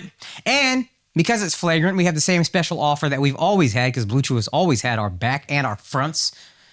You can try Blue Chew for free when you use our promo code FLAGRANT at checkout. All you have to do is pay $5 for shipping. That is bluechew.com, promo code FLAGRANT to receive your first month for free. You just got to pay $5 for shipping. Again, visit bluechew.com for more details and important safety information. And we thank Blue Chew for sponsoring the podcasts. See y'all later, Noodle Dicks. On the weapons thing, did you see the how they're using AI drones? AI drones. This is terrifying. Like Palantir? Palantir's technology? I don't know what it is. There's a couple of these startups that have gone into military tech. Bro, this shit is terrifying. Okay, and the AI is deciding the targets. Yeah. Oh, yeah. Oh, I'm sorry. Okay. Now I understand. Yeah. I didn't realize how, like, they already have the tech for it. Yeah. Okay. So this is happening in Russia, Ukraine. Okay. So Ukraine has basically like these drones that people are controlling, right? There's a dude in a bunker with an Xbox controller, and he's controlling where the drone goes and who it hits. Yeah. But they have jamming technology where they can disrupt the signal from the ground to the thing. Got it. So how do you go around this problem? You put the brain inside the aircraft. So now they're able to send the aircraft off, and it's all internal, and it's all autonomous. So now they can be like, all right, hit this target, do this thing, da-da-da. And the drone is able to fly around and be like, target acquired, boom, hit How does it know it's a target? Because it's all programmed through the AI. But how can it distinguish between an innocent civilian and a target? Because they're able to basically say, like, we're going to this militarized zone. All the people on the front line are insurgents. They're all Russians. And so if we're able to detect someone in this space, we're gonna drone them. Jesus Christ. It's crazy. And when they first started doing it, they're just using DJI drones. What does that mean? Like the same ones that we would drones use? you can buy. Consumer drones. They were buying those and then retrofitting them to like drop grenades and shit. And then it has the camera still on it. That's the crazy part. And then they'd upload it to Reddit. So there'd just be like a Russian guy like smoking a cigarette, and then the drones over top of him, and then they'd drop it, and then they'd upload this. Son, this is how crazy that Turkish village underground happens.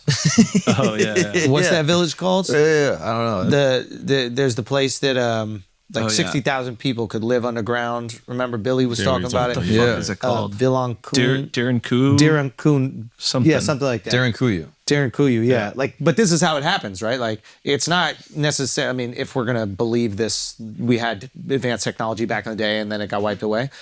It would happen like this: drone warfare, where you're constantly bombarded, so you have to go underground to avoid that, where the drones can't go, or you have to completely dome up your cities, which seems like an impossible thing to do. I mean, Israel. You see, and having that shit. But this, it looks like it would pass through it, right? Because this is a tiny little.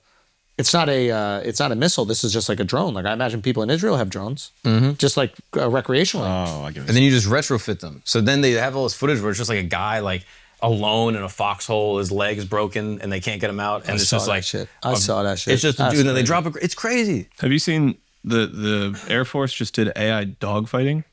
No. With our jets. DARPA is like the top of the military, like the most intelligent people are in DARPA, and they're like making the craziest things. And they put an AI brain, whatever. They put AI into a experimental jet and then let it fly itself. And it got in a dogfight with like fake weapons, but with another pilot who was a real pilot, and the AI won the dogfight. Get the fuck out of here. Crazy. And now they're able to do this with nuclear subs. So back in the day, nuclear subs could go down for months at a time, 6-7 months, and never be detected. They could just sit in the wings, but you had staff on it. You had soldiers and sailors that had to get like fed, and they were able to oxygenate the thing because they were able to take the hydrogen out. So they were able to keep oxygen, but they had to get food and supplies and shit. But now that AI can do it, these submarines can stay underwater forever. Wow. And they can just sit there, just chilling. Get the fuck out. And then apparently they signed an agreement where they weren't going to use AI for nuclear war, but maybe. And we got AI. Yeah. Good.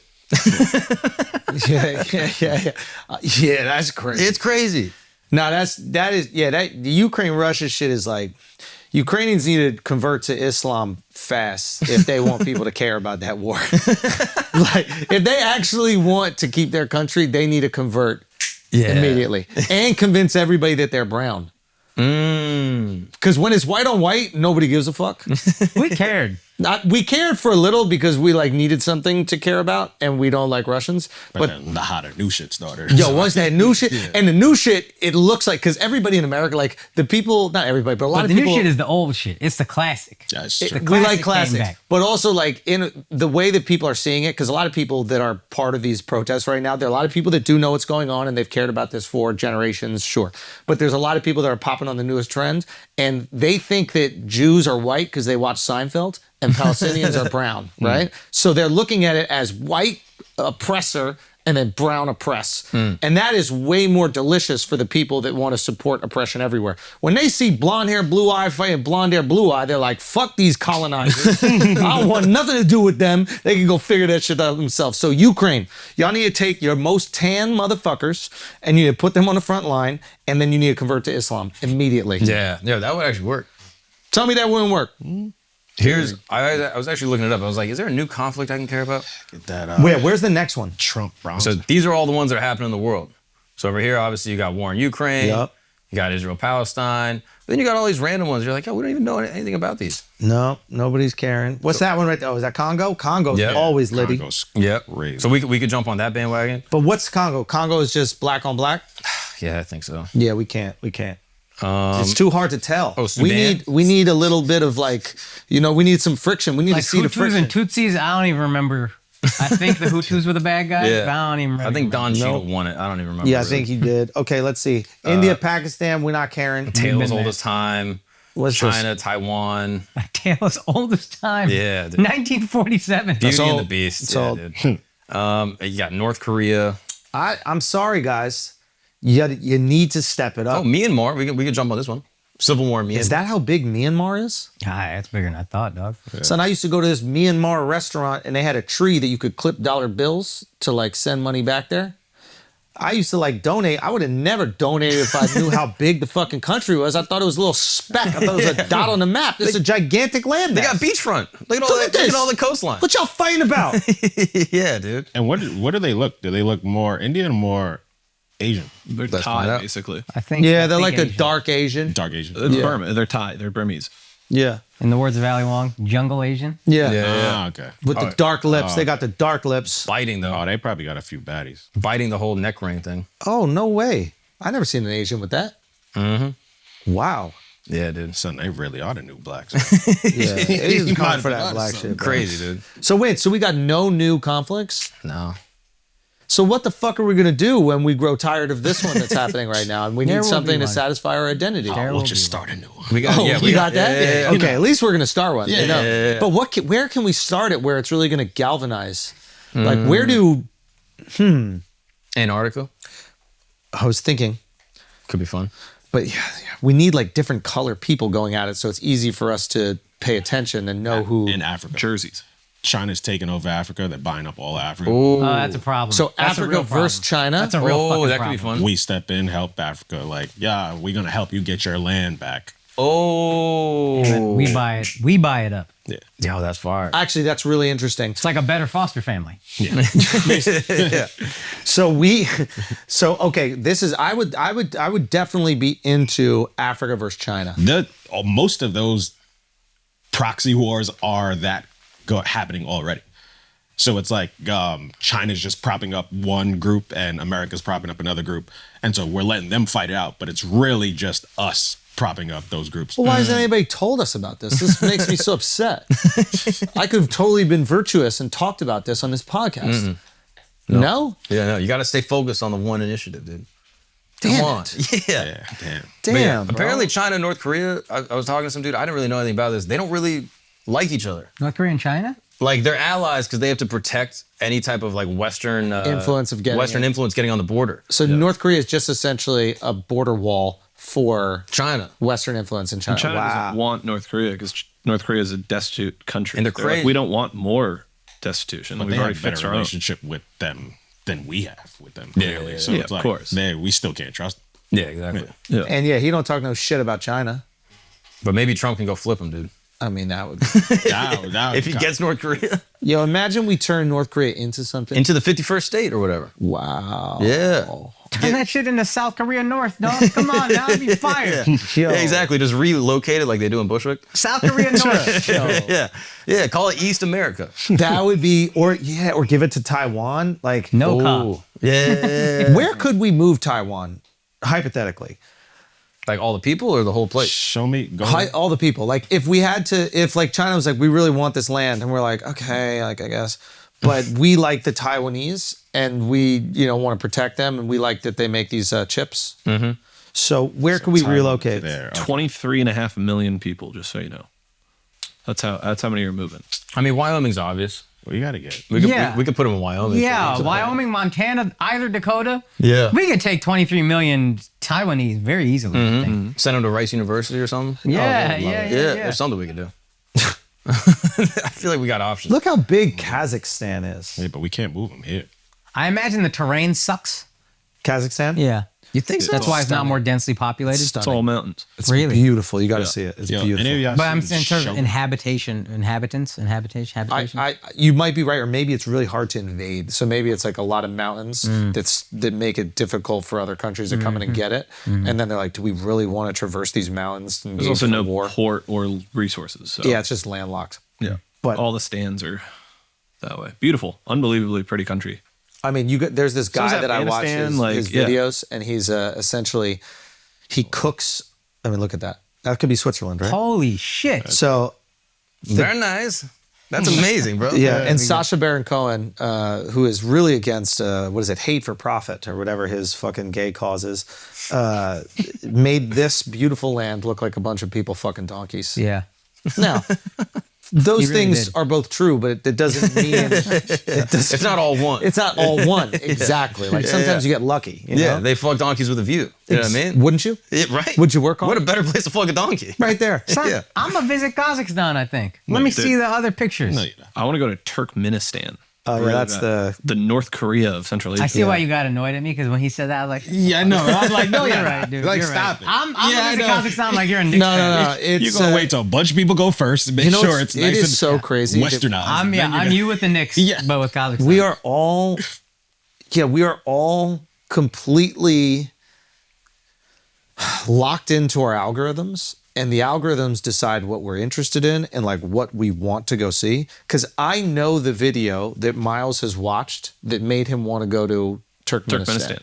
I actually know probably both. So there's a few like travel vloggers that have That's gone. so funny. And I'm getting a bunch of Paris shit right now for some reason, and I'm like, I think I need to go to Paris. Take my wife to Paris. But so it's like, I know what you've seen and why you're interested in it. I've seen the same thing. So it's sending me that I as just well. watched a guy try to get in. Oh, that video, I've seen it. Well, he's trying you've seen it. I think so. He tries to get in. It's like a really like a Well, he has to desolate shave but his beautiful. beard, so like you're more likely to get the visa if you're clean shaven, which is like an insane little trick. And I was like, what an awesome thing! I want to shave my face to have to go to like that's awesome. They don't want no more muzzies in there, bro. That's what it is. That's how you keep out terrorism. We would never do that. Yeah. I mean, it's crazy. I mean, speaking of the algorithm shit, can I tell you about these cults? Yes, please. This is fascinating. Yes. I had no idea. So back in the day, if you want to start a cult, guess how you had to do it? You had to find people. Old-fashioned way, You had to do it the old-fashioned way. You had to have a recruiting, word of compound. mouth. You had to go meet someone. You had to have an idea. And it could only go You as had to be fast. charismatic. Yeah, Exactly. That's it, really. You just have to be charismatic. But you have to meet But you people had to in put person. the work in. You had to go talk to someone in the street, which is It's scary all, for people. It's all grassroots. Like it's word of mouth, getting, Yeah. you know what I mean, on the street, boots on the street. Bro, Yep. I did not realize all the cults now were digital. The old school cult way of like meeting a guy, hey, come to my thing, we'll all hang out and that's talk a good about point. consciousness. I didn't think about it, It's but it makes all sense. digital Yeah. and it's crazy. So let me paint a picture. Okay. So, for example, there's a woman, okay? She has like a 5-year-old kid and she just had a newborn, okay? She feels kind of sick. She's having postpartum issues. Her body's not good. She's inflamed, da-da-da. She goes to the doctor. The doctor says, hey, you're overthinking it. This is nothing. You know, it's overblown. They gaslight her. What does she do? She finds a mommy group on Facebook. Yep. She goes on Facebook and she's like, hey, I'm having all these problems, da-da-da. The group's like, hey, don't eat processed food. Work out. You know what I mean? Take care of your health. Take these vitamins. All stuff that's good. She all of a sudden feels way better. She's like, these doctors don't know what the fuck they're talking about. This mommy group saved me. And the mommy group has like 10,000 people on Facebook. And then all of a sudden they say, hey, you just fixed your body. How about you fix your spirit? Oof. That's more important. Oof. And then they bring her into an inner group inside that group that has like 500 people. And on the inner group, they're like, hey, you need to unpack your trauma. Buy this course. The course is like $50 and it's just like hours of her talking That's about not too bad. you're talking about your trauma, unpacking Yeah. stuff. You know what I Yeah. mean? So now she's unpacking her trauma. She's like, hey, I think maybe I was abused by my parents. And no matter what happened to them, they were abused. They believed. So Yeah. it's like, hey, my dad neglected me. Obviously abuse. Hey, my dad hugged me a lot. Was that abuse? And they're like, he was obviously grooming you. And this is a real case of a real person that's doing this shit. It's wild. Yeah. And so now she gets into the whole thing. She's like, oh, this is wild. Hey, my son's like wetting the bed. What should I do for that? Well, he's probably being abused. Oh, yeah. Who's abusing my kid? Well, I don't know. Who's around your kid? Maybe your husband. She goes to the husband and is like, hey, are you abusing my kid? The husband's like, what the fuck are you talking about?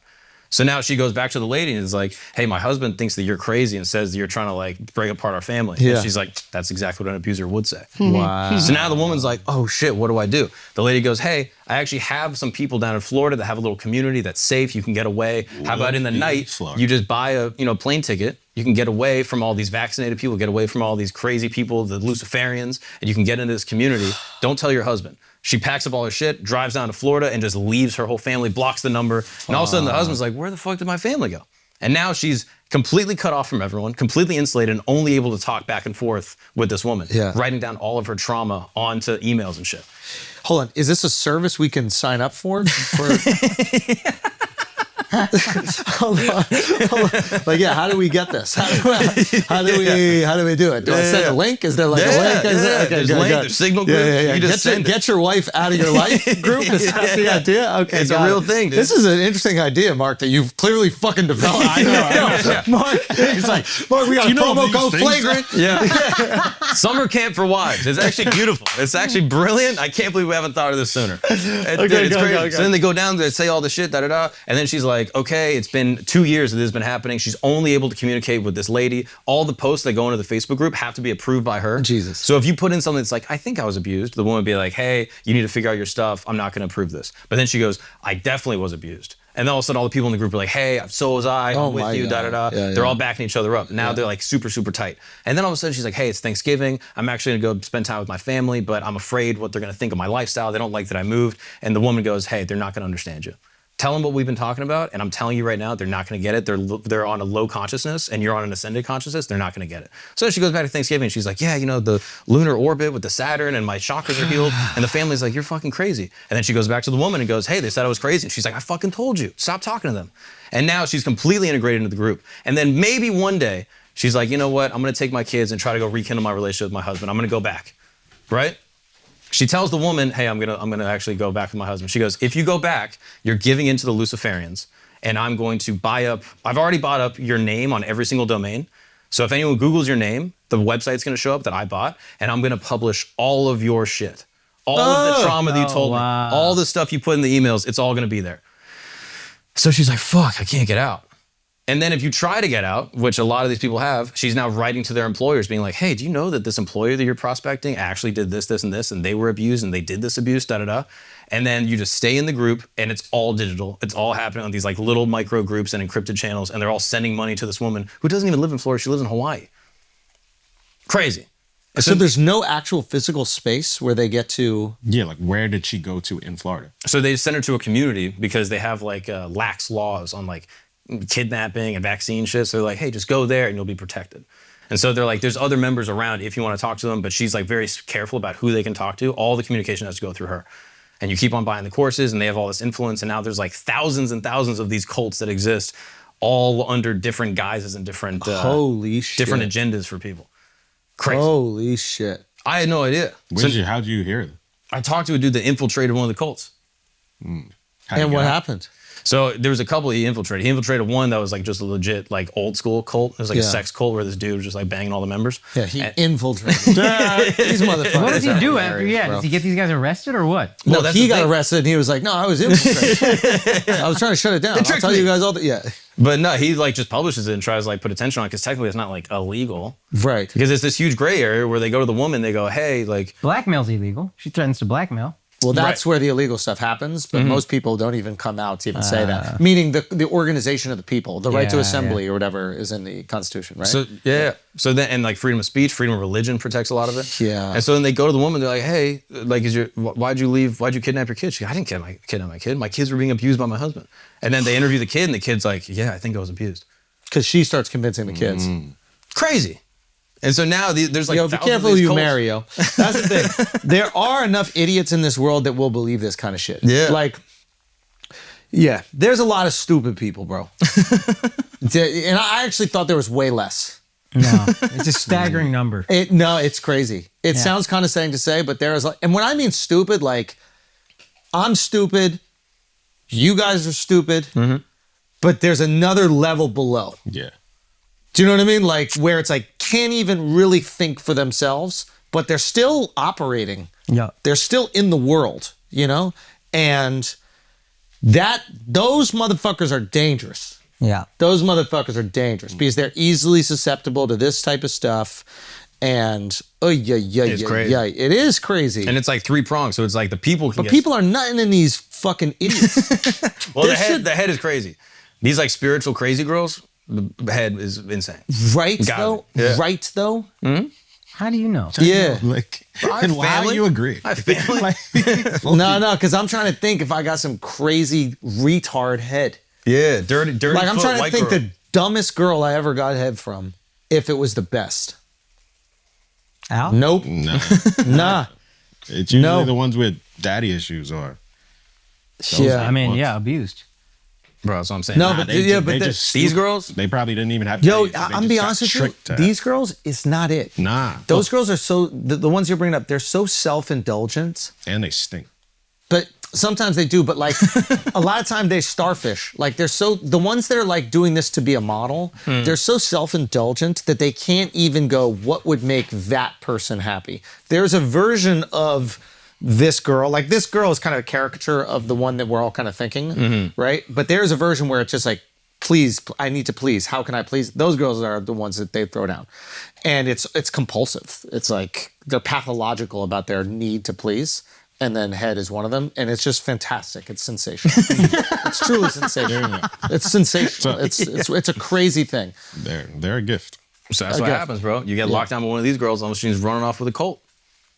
But you got to be careful, man, who you nut in, dude. It is Yeah, it just sucks that she took the kid. If she just went off and did some stupid that's cuckoo a shit. blessing, dog. You got this dumb bitch out of your life, but you took my kid who's half dumb. Taking the kid is crazy. Yeah, and they use the kid as a fear tool to get you fucking out of there. Wow. You gotta pick them back, bro. Yeah.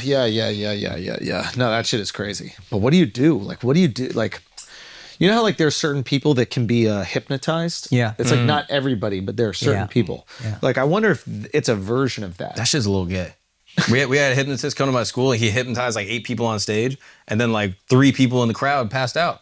Because they were also hypnotized? Yeah. Cucks, dude. I was like, that's real cuck shit. How do you get hypnotized watching? That's some real cuck shit, like, dude. and then the hypnotist was like, see, look, they get it. And I was like, what? But how wouldn't that work? Wouldn't everybody in the room, if you're susceptible to hypnotism, wouldn't everybody in the room, not just the ones in the front? Because they're hearing all the same shit. But that's the point. Some of the people that were just watching, the ones that were susceptible. They pick the ones that they think will be easily hypnotized. There's a way to filter them out. I imagine, right? Because let's say, for example, you can't be, and Mark can't be, but me and Akaash can. Then we'd be all up on stage, and it would only work for half of us. So I'm sure there's a way. I don't know what it is. That's how. I actually don't think it's IQ. I think like no. It's a completely different thing. They said that about. I think RFK was saying that about the guy that killed his dad. Yeah. Like the scale of your ability to be hypnotized is like 1 to 5 or something like that. And the guy who killed his dad was like a 6.5, like some insane off the Richter scale, if you will. And they were saying that's why he might have been susceptible to MK Ultra, which was those experiments. How do you let some other dude take over your brain? Come on. Yeah, like a little gay. But isn't happening like all the people that are like crazy in politics, like on both sides, the ones that are like they root for it like they're rooting for sports. Yeah. It's like that's a little too much. Yeah, it's a level of hypnosis in that. That's why No, rooting for a sports team is stupid. But like when we go in, but that's why no, he's right though. Like, like rooting for the sports team makes sense, right? That's awesome. It's great. Cultish. It's sure, but like the stakes are low. Yeah, no repercussions. Yeah, and there's no control and like intimidation. You can leave freely. Yeah, you can leave freely. Yeah, I should be able to leave freely. That's my whole point. Fuck you for judging me, cocksucker. But like when it becomes your whole identity, and especially when it comes to the politics stuff, when it just becomes your whole identity, life, bro. But that's what we're talking about with the. There's some motherfuckers out there which like they have no interest, and I don't want to say majority, but like, put it this way. One thing I think is really fun. Say it. One thing is really fun, and I'm going to say it, but one thing is really fun about, I think, our podcast is we like to indulge in the crazy conspiratorial shit, right? We have Billy Carson on, and I'll be honest, 90% of the shit he was saying is probably bullshit. right? Like I'm literally watching it. I'm like, there's no fucking way, but I love it. It's fun. It's interesting. I'm like watching an episode of like sci-fi. Maybe 20%, maybe 40% is real. Maybe there's some truth into it, but who fucking knows? I'm not going like, these are the facts, right? Even Graham Hancock's on, all these other guys. I'm like, tell me what this could be and let's just indulge. It's a fun little fantasy, right? And I like indulging it. But I also think that we'll have people on where we go, hey, tell us what you think of the world. And because we're interested in truth. We're interested in ideas that go against the grain for sure. But we're also interested in what we might feel is the truth. And then we take all these different ideas and we kind of balance them. And being comedians, we kind of maybe are more intrigued by something that hasn't been said. We're intrigued by like a line of thinking that isn't necessarily our own. Even if we disagree with it, we're like, ooh, no, he's kind of spitting. What the fuck is that? The Anunnaki is here? Okay, maybe there's Anunnaki. Like, we like going outside of our emotions. Yeah.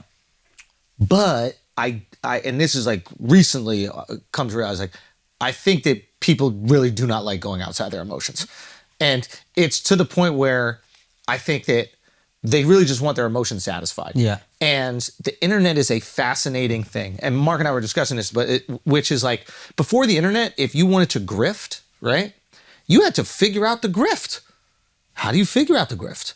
You don't know how many people are reading an article in the newspaper. Maybe you knew how many books were sold, but you got to write a whole book. You got to write a whole book, but even before you write the book, you got to see if this book is really being sold a lot and where is it being sold. Now, not only does the internet tell you where the grifts are, it tells you from the content you're making what you can grift on. You see what I'm saying? Oh, yeah. It's like the algorithm. And the views are right there, so you know how big the audience is. So the algorithm pushes you in the direction of what it wants you to create, right? Yeah. So if you don't have like some real integrity in yourself as a creative, if all you want is success, if all you want is numbers, it's very easy to just kind of follow that. And I think that's what a lot of people will end up doing, right? You see it, they just pop on certain trends, right? It's like, you even see it like in comedy, right? Like, you know, we'll put out some stand-up clips, then we put out a special, and then we put out the crowd work stuff. And then when people saw that was popular, they're like, oh, I'm gonna put out crowd work now. I'm chasing what I think the people like instead of creating the thing that you want to create. Yeah. And then they'll even like complain that they got to do it. And it's like, fam, go invent some shit, loser. Do you know what I mean? Like, Don't do it. why don't you create the next trend that people do? Instead of begrudgingly following the thing because you are a slave to the algorithm. Create the new algorithm, you know? Yeah. But the algorithm will dictate to the weak-minded creatives what they should be creating because all they want is numbers. They don't want actual, true, authentic creation.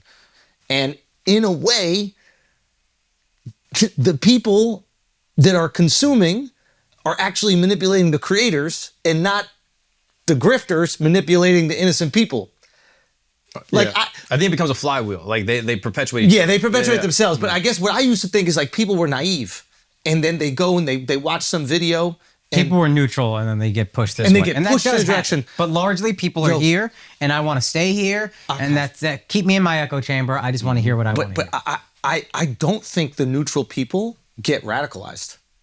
I used to think that was possible and like, oh my God, look what happened. And they get caught in these rabbit holes and then we lost another one. Yeah. I actually think it's people that already feel these things and they already are maybe easily hypnotized, if you will. There's some folks out there and they already feel it and they're just searching for the validation and then they search in for the validation for their opinions and their feelings. And then you have that sweet algorithm where they don't have to search very far. Exactly. And then once you watch the whole video, the algorithm is already like, all right, well, here's 5 more videos about this. Yeah. And all of them tap into something you're feeling, even though they're different.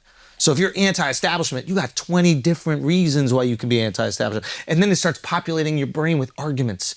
And you could see these people, you could see like the people that are the easiest to be grifted on because they all have the same talking points. Like the same, if you are regurgitating the same 3 or 4 things, I don't care what it is. It could be politics, it could be about fishing, but if you all have the same 3 things, what you are is a person who felt something, couldn't really describe your feelings. A video satisfied those feelings with arguments, and now you're just spouting them. And so this has never happened before. Think about that.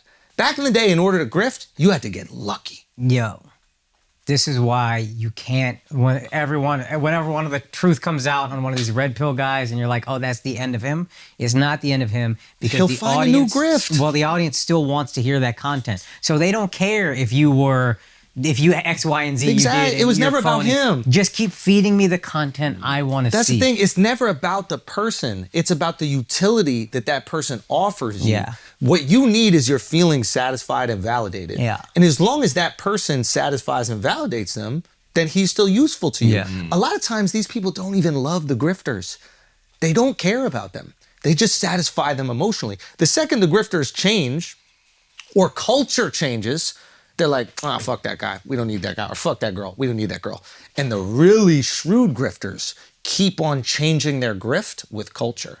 And they're constantly adjusting. All of a sudden, they're talking about this new thing. And all of a sudden, they're talking about another thing. And all of a sudden, and they've never spoken about it before, but they're really passionate about it all of a sudden. When I see that, I'm like, oh, this motherfucker is committed to the grift. And sometimes they don't even know they are. They see themselves as heroic. Yeah. You know?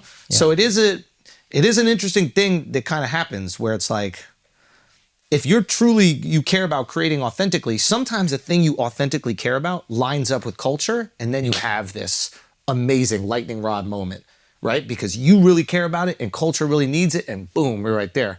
And then sometimes culture moves in a different direction and you're not passionate about that thing. And if you all of a sudden jump over, because you're like, oh, I just need the views, I need to do it. We could have on a different version of Billy Carson every single week and it would be 5 million view episode every single time. That's not what the show is. Yeah. We like indulging in that. And then we want to speak to some guy running for president. Like that's what's fun. Because we like the different ideas. And I think we curated an audience that for the most part also enjoys that. Yeah. They like indulging in the wild shit, but then they also want to hear some truth and some real shit. It's so easy to just make money doing that. Yeah. It really is, but it is a choice. Yeah. This guy was saying like some of these cult leaders don't mean to be cult leaders. Like they post their like little course about like how to heal your inner chakra or whatever, and then people are like, "Hey, you cured me of cancer.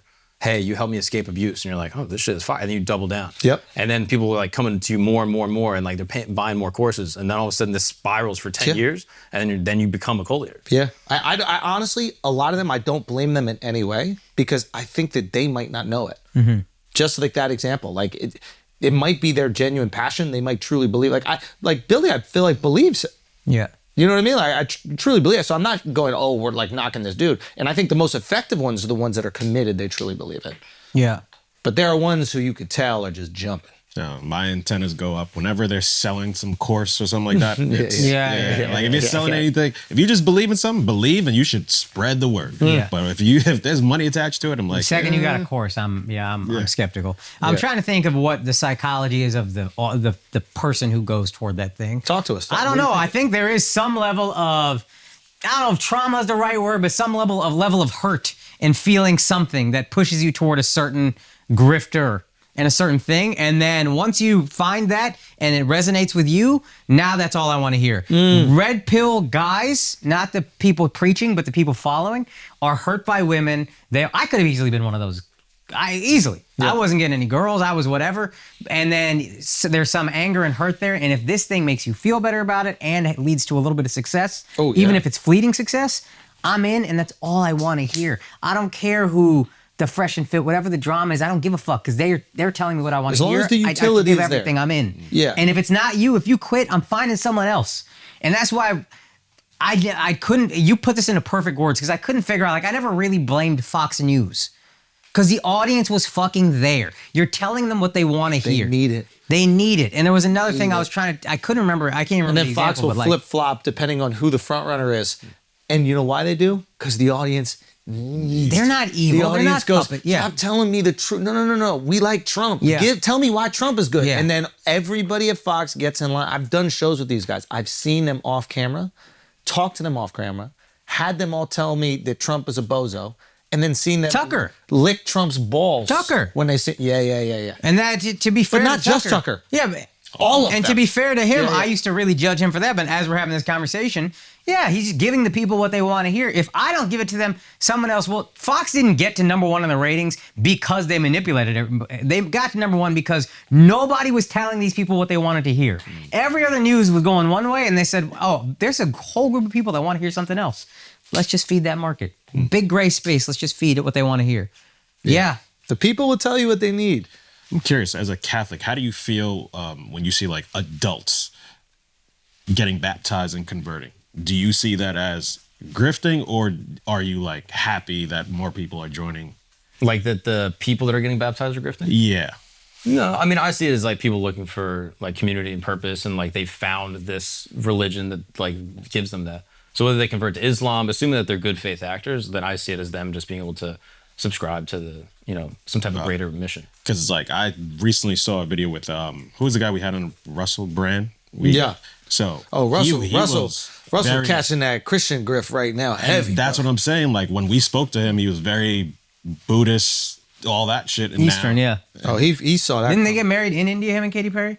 Yeah. I'm not sure. Yeah. But They got like, married so in when you see that, that doesn't like kind of upset you. I'm like, I would look at that and be like, nah, I think you're kind of just like bullshitting. That's the thing. You don't know, like, you can't get inside someone's mind. So, like, you can make all these speculations and be like, which is truly, and I'm not even making it like a joke. That's the most God-fearing, actually religious way to look at it. Mm-hmm. You have the best perspective, which is empathy and love, and I can't assume. Also, why would any Christian question it? Because if they truly believe it, why would someone else not? Mm-hmm. You know what I mean? Like it almost takes skepticism of the belief in order to see it in others. Yeah, of course you converted. Because so did I. The truth. It's like somebody. It's like somebody moving to New York and going, "It's the best city in the world." None of us go, "This motherfucker lying." I do, So that but that's because I don't believe it already. Y'all believe it already. No, I'm saying us. Yeah. Like we are the devout New York Catholics. So when anybody goes, "Yo, this is the one and true greatest city in the world," we go, "Of course." Yeah. Finally, you see it. This guy's an idiot. Yeah. Everyone else sees it. And it lines up because this city molests you every chance. So actually, it's a perfect. We like the abuse. Yeah. Oh, that's funny. Wow. But yeah, I do think if someone's going to join a major religion, I think every major religion is like a good organization to be in generally. Like they persisted this long because they're able to sustain, like the fruits of what they preach are good. Whether it's like Islam, Judaism, Christianity. But like, so I would prefer someone triple down on Catholicism or Islam than go into like some fringe weird cults. Random cults that I don't know anything about that's only been around 20 years and the fruits of it might be poison. Gotcha. You know what I mean? Yeah. And there might have been iterations of this that were fringe, weird cults throughout history. Mm-hmm. Well, you could argue every religion starts as a cult. Yeah. But to your argument about time starts to weed out the shit that doesn't really offer utility. So now, a few thousand years later, you're like, okay, this might have some things that are a little bit difficult to do, but the community is fucking great. I feel great when I go to church. You help people, treat your neighbors yourself. Everybody can have a run. Champion can have a run. Yeah. Nike, been here. Yeah. I trust Nike. Yeah. Yeah. So it's almost like a Darwinian selection of like the product of it. Mm-hmm. Like it's not, go. Some cult that started in 2000 and everyone's getting abused and they're taking all the money from people and they're like, there's a death cult and like they're killing each other off. Yeah. Like that's not going to last more than a decade. Mm-hmm. I want us to have the cult of people who enjoy information they might not agree with, like to hear it out, willing to change their minds, willing to make a new opinion. Like the cult of, what is that shit I was talking about in the beginning of the episode that I am?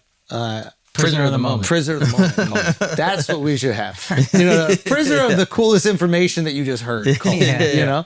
But I do really want that. And I think maybe I thought everybody is like this because the people that I've ended up becoming friends with are all like this. Like we say different ideas. Maybe we agree, maybe we don't. We discuss them. Maybe I'm convinced, maybe I'm not convinced, maybe you're convinced. And it's like a really fun way to go about shit. And it could be about sports that mean nothing. It could be about life that's really important. But for us, that's always been the kind of dialogue. And everybody says they want that. They're like, let's share ideas. And the best idea will win. And everybody says that.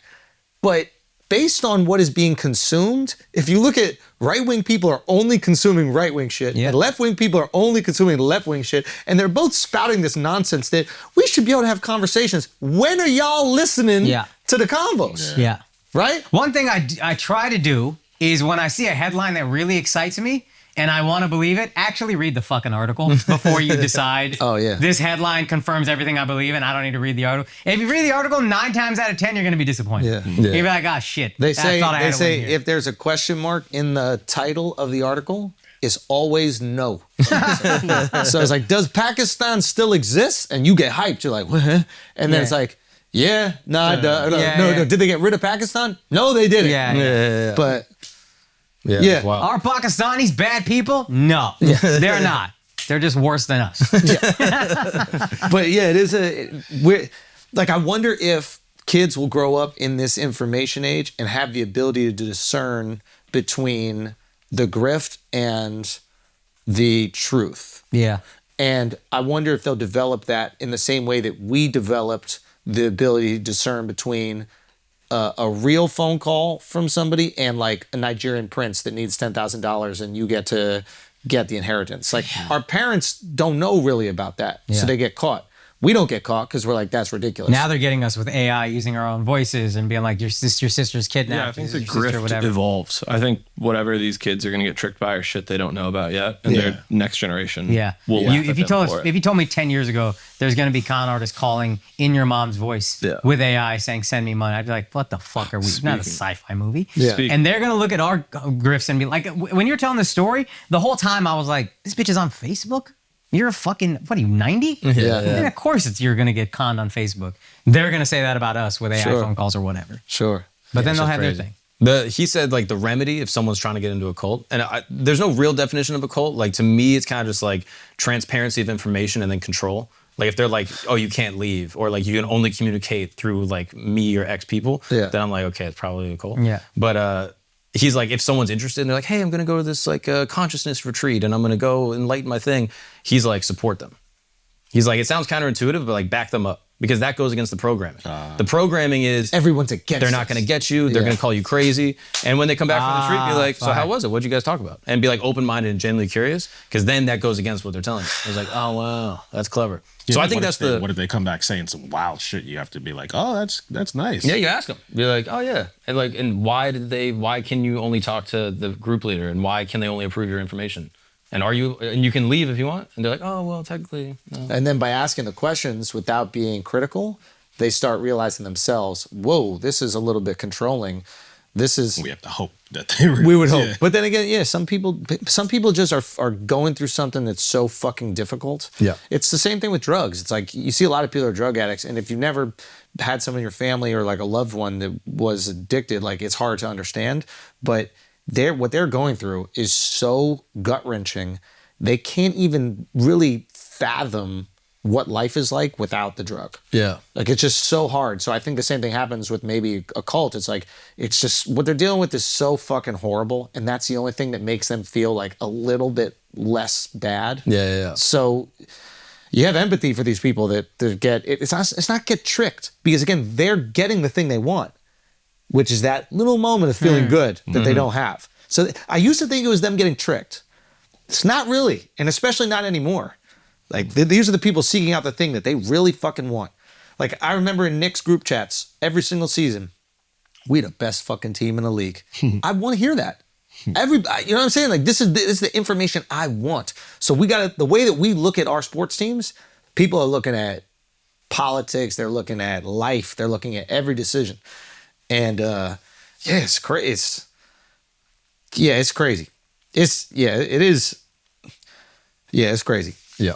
So I think that's the only thing you can do is like arm the people with the tools to know like, is this a cult? Is what I'm doing completely dogmatic? Also the tools to like understand like a grift. Mm-hmm. Yeah. Like to understand what that is, and like why. And again, it's not to say that these people that are doing a grift are even aware of it. Yep. You know, but if you see someone bounce into every new trendy thing. Also, if we nourish and love all of the people around us, they're less likely to seek one of those things. It all starts at home. That's fucking sad. That's your community you could affect. But then if you're looking beyond it, you're just like, okay, like what is the thing? Like how do you help not just your community, or how do you like affect positively not just your community? I think the way that we thought with the way that we thought things worked with freedom of speech, I think was the conversation was always like, put all the ideas out there and the best ideas win. Like that was this idea, right? And what nobody's really admitting is that's kind of not how it works. Yeah. You put all the ideas out there and then people just gravitate to whatever ideas make them feel good. Yeah. So knowing that, obviously, I don't know a better system than having free speech. I'm the biggest free speech advocate. We need free speech to the end. I love it. And I do think that there are good ideas out there that people eventually attach to. But it is something that we at least have to look at. Yeah. Like, I would love to talk to Elon Capitalism is the best economic system. That doesn't mean there aren't flaws in capitalism that can be exploited. Yeah. Free speech is the best system for speech, but that doesn't mean that it can't be exploited. That's interesting. Capitalism is a way of looking at it. It's like... the best, healthiest food isn't the food that's always consumed. Right. Mm-hmm. The food that makes you feel good is what gets consumed. Right. But sometimes that food that makes you feel good can be bad for you and bad for society in a whole. Yeah. My hope that is with more polarization, open combo eventually swings it back. Because we're still looking at like the micro.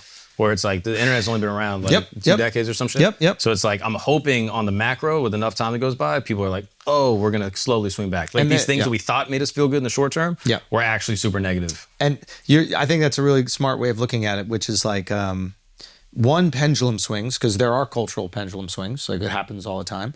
And like I've example of that is like I see people being critical of Rogan. They're like, oh, he's all conservative right now. He went to Texas, he's all conservative. And I like really thought about it. And I was like, I don't know, like there's a friend of mine, like I know him. Like I was like, has he changed?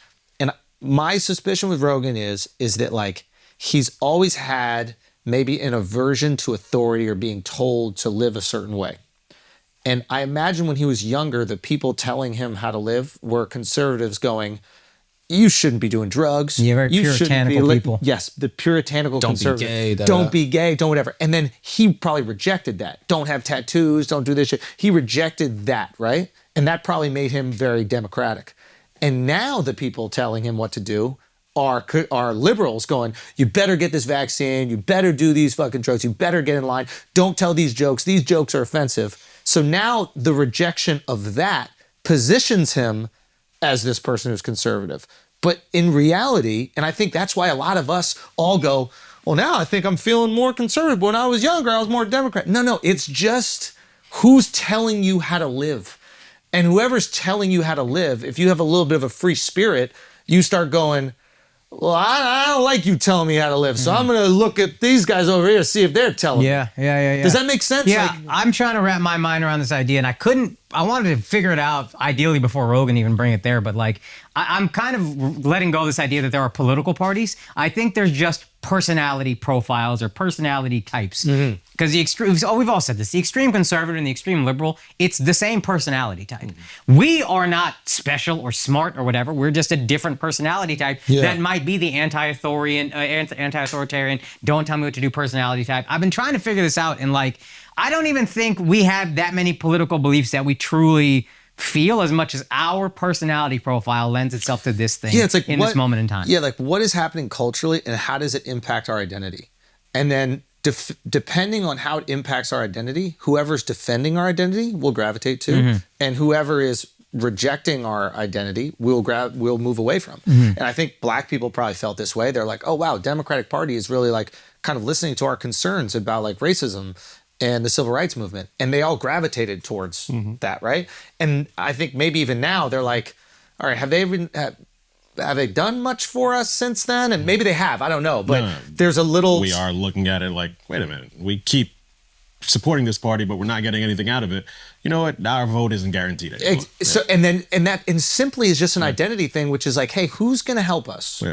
And I think a lot of people behave in that way. And then since we look at American politics as a binary, we start going, oh, you're a conservative or you're whatever. It's like, no, we didn't change. Maybe our identity's changed a little bit, sure, and the things that we value change. You have a family and then all of a sudden that's a concern. But who we are hasn't really changed that much. How the different political parties are impacting us has changed. And we will always just gravitate towards the one that feels like they're not telling us what to do, or at least supporting the way that we want to live. And I think that might, I think there's something there. So it's not like, I'm in the middle. Like, no, we're not in the middle. Yeah. It's just culture has changed, and the way that the parties are talking, the things that they're branding themselves around, change. And as that happens, we pivot. Trans wasn't an issue in the fucking 40s. In the early 2000s. Right? So it's like the parties couldn't argue about that. Yeah. And now if that is a major issue for you, you're going to lend yourself to whatever party's more supportive. Yeah. Right? Like if you're a Jewish person and you're super pro-Israel, that's really important identity for you, you're going to go to whatever side is more supportive. So it's not this like in the middle position that people talk about all the time. Yeah, and conservatives in the 90s were the anti-free speech people burning the rap CDs. Yeah. NWA, we hate that. Now conservatives are super free speech. It's a really weird shift that's happening. So people act like we're the ones changing. No, the parties change. Does that make sense? Yeah, the parties value changes. How much of that is a reflection of us, though? You would think more, but since conservatives have like flip-flopped on what it is you can and can't say, Yeah. like, have they realized that their constituents feel a different way? That's what I think. I think so. They're reacting. They're to the grifters. They're telling us what we want to hear. They're reacting to the algorithm. Tails wagging the dog kind of vibe. Yeah. And as we tweet as conservatives, their trademark or whatever like hallmark beliefs might be pro-gun, pro-life, maybe, for example. Everything else is negotiable. Whoever is the guy that has the highest profile, that is pro-life and pro-gun, whatever else they say, I'm with that too, because they're with those two things.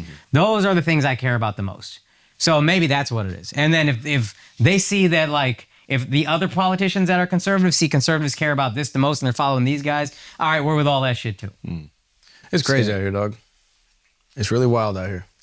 Yeah, but it is good to have these combos because I think it is like uncharted territory for us old dudes. Like you probably grew up with this, but us old dudes that are like, we're kind of analyzing and seeing how this is working in real time. Information was very easy for us growing up. Yeah. Like I don't think your generation realizes that. Like what was true and what was not true was definite and decided. Like there was very little gray area. I felt what I feel now with information Overwhelmed. is overwhelmed. When I was young, I knew everything. Yeah. I knew nothing. But I had the illusion of feeling like I knew everything. Because there was only one source. Exactly. And then you just kind of, I don't believe in that. And they now weren't there's even 50 that sources. far. Yeah. Like Like the one sources of the were... biggest things I've noticed is that when we were younger, a fact was a fact. Now my fact is different from your fact. And I'm like, what is happening? We live in our own reality. The arrogance that we have. Yeah, it's crazy. The arrogance. I think people could benefit from learning how media is taught. And in media school, they teach you that there's fact and then there's truth. And truth is fact through a perspective. Yeah, and good. a lot of people don't know the difference between a fact and a truth. Yeah. Yeah, I mean, I didn't until you said that. So we just learned that right now. But it is true, and these are the things that you got to kind of... That's media school day one. Yeah. But how crazy is that now you got to educate kids on the media just so that they can digest it? Yeah. Yeah. I'm telling you, man, there's this, you always say it, ignorance is bliss. And it was consuming media back in the day was way more blissful. Yeah. So Yeah. are the Chinese happier than us? So I think about that, right? We got to go full China, dude. So I think about that. I think there's a way that they might be simply, and this is, I think, why they restrict so much information that comes from the West. If they have nothing to compare themselves to, they might. But Western media and content is so sexy. Like, it's just, you can't. Dopamine. It's just the best. Like, it's just the best. Like, why would you want to live any other way? Like, I'm sorry, you can't. You just fucking can't. Like, it's the best.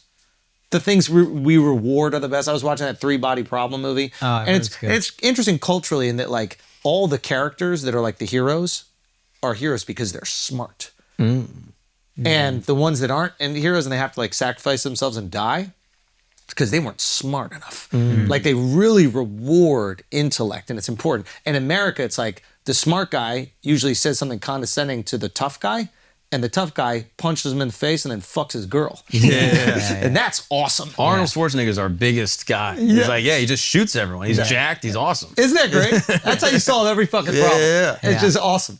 So the reality is more people can relate to not being the smartest guy. And a smart guy being condescending to them. And in that moment, being frustrated, and you're like, this fucking guy thinks he's smarter than me. I'm going to punch him in his fucking face. Doesn't this white girl know I can pump fake on her? That's it! This rich white bitch that's sitting front row, doesn't know the rules of the game, is doing cry faces to me. She getting swung on. Yeah, it's wild out here. Kind of cool. Okay, what else we got, guys? I know that you guys got some cool shit that you want to show us. Oh, yeah, we were talking about AI just a second ago, and we got some fun AI stuff. So there's a patron. We have a Patreon, and there's a patron named Markea who had tickets to Schulz's MSG shows Friday and Saturday, and she gave the Saturday ones away to another patron, which is an awesome thing to do. Great community. Join our Patreon. We set up a AI competition, and whatever you sent in, whoever sent in the best AI, we were going to give the tickets away to. So I went through all the stuff. I picked the winner, but I first wanted to share some of the Do you want to jump on? What? You want to jump on? Yeah.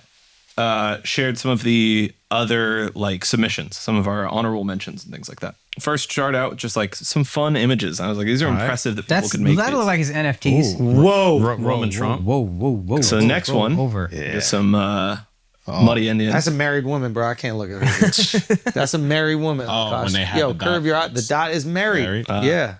Not always. Wait, really? It's supposed to be, but not now. It's Got also some- like. Oh, now they just put it on just to be Hold on. fly. Is this a trick? No, Is that like me as a girl or something like that? no, that'd be way better. You're not that hot. Son, giving yourself a lot of credit. Yeah. Oh, but this might be a trick. Then some guy just sent in a photo of himself, or it's AI. I don't know, but I really like that image. Fire. Honorable That's mention. like Ball Borat. Holy There you shit. go. This was fat too. Look it down there. This was from Mark, apparently. These were all in a church. Oh, that's not right. That's not right. I thought that was fire. That's awesome. That's not right. Yeah, That's too cartoon. I don't like when it gets goodness fucking gracious. What is that? Crazy, right? That is just what is going on even. This I one's like for that. Alex. I like that. Yeah. I like that. That's fun. That's for Alex? My goodness. This From- is that one's from Mark? these people don't exist. These are not. No, These are no, not no. real people. Oh my god. These are objects. You can objectify them. I mean, A couple redheads, and then Oh we my got God. 2 videos. I was Yeah. pretty impressed. We had 2 videos. Yeah. that's not a real person. Nope. And Oh then my! Is that his dick in between her? Yeah. now you think this would have won, right? It was a sick video. It was an Wait, awesome that's AI. not. That woman doesn't exist, and then that guy's dick isn't real. Nah, look at her correct. tattoos. They all are warping.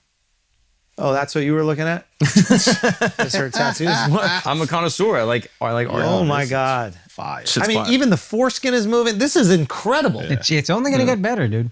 That's what's crazy. This is the Oh worst my it will ever be. Fucking god! He's not circumcised. That's sick. All right, so the actual winner. So that none of those won. none of those won. This one also is. This almost won. This almost. Get this bigger, bro. Get zoom this in. bigger. Zoom in. This shit is Son, this Look at Andrew. Oh, yeah. Hold on, son. my God. Alex pussy got balls. Yo. Son, what is up with your pussy, Al? No, they gave me a long. I thought it was a nutsack until he zoomed in. Now Al's pussy looked like one of them chimpanzee noses. Have you seen the monkeys with Yeah, the bonobo. Yeah, Yeah, the the bonobo bonobo. nose. Why does Akaash have a dick? I don't know. That shit might be Akaash. Yo, yours, you got some good hangage on that. That's pretty good. You got like weird oblong pussy lips, Mark. But no, What's with Mark's look face fire. now? Nah, Also. one lip is longer than This the other. shit. Had Yeah, why do you fuck my me face? Yeah, dying. why you got Joel Embiid face? That shit had me dying. Nah, bro. Next. All right, that almost won. That almost won. This is actually what won. This is so cool. I'd fuck me though. It's your boy. Oh, Shotzi on the mic. I'm already cringing right now. Oh my god. Oh god. They call me Drew, or Hezekiah Walker, what it do? I'm blatant with the statements, Kenneth Flagrant is the Bro, crew. the voice sounds They wonder good. who was him, yo soy, tofu. You would think I had some minions by the way my nose grew. Yo! I don't think you ready, I'm popping like confetti. I'm your mama's favorite comic, so she whipping out the heavies. yo! I'm only dropping hits, I'm starting mosh pits. I'm bringing more fun than Mark's armpits. Really good. Crazy. The cash been flowing since remove my braces. The watch more flooded than a Dubai basement. I'm called Malone with the mix of dreaming, cause I'm infamous disc for throwing bows and flagrant. Cash been flowing since remove my braces. That sounds like it. I mean, this is remarkable. He had to write this stuff. Yeah, There's no way AI wrote this. Well, actually, I don't know. We some stand-up dudes, all we hear is applause. Getting rich of cheddar, ain't that right, Akaash? Yeah, you right, dog. Every time I step to the mic, I'm feeling like I just add another foot to my height. This I'm is making fire, Indian cool. I'm bringing back a pool. While the rest are bringing shit, they bringing back a pool. Act a fool. I have you ass gaslit. Call me AI, but we ain't talking about practice. The cash being flowing since remove my braces. To watch more. This is crazy.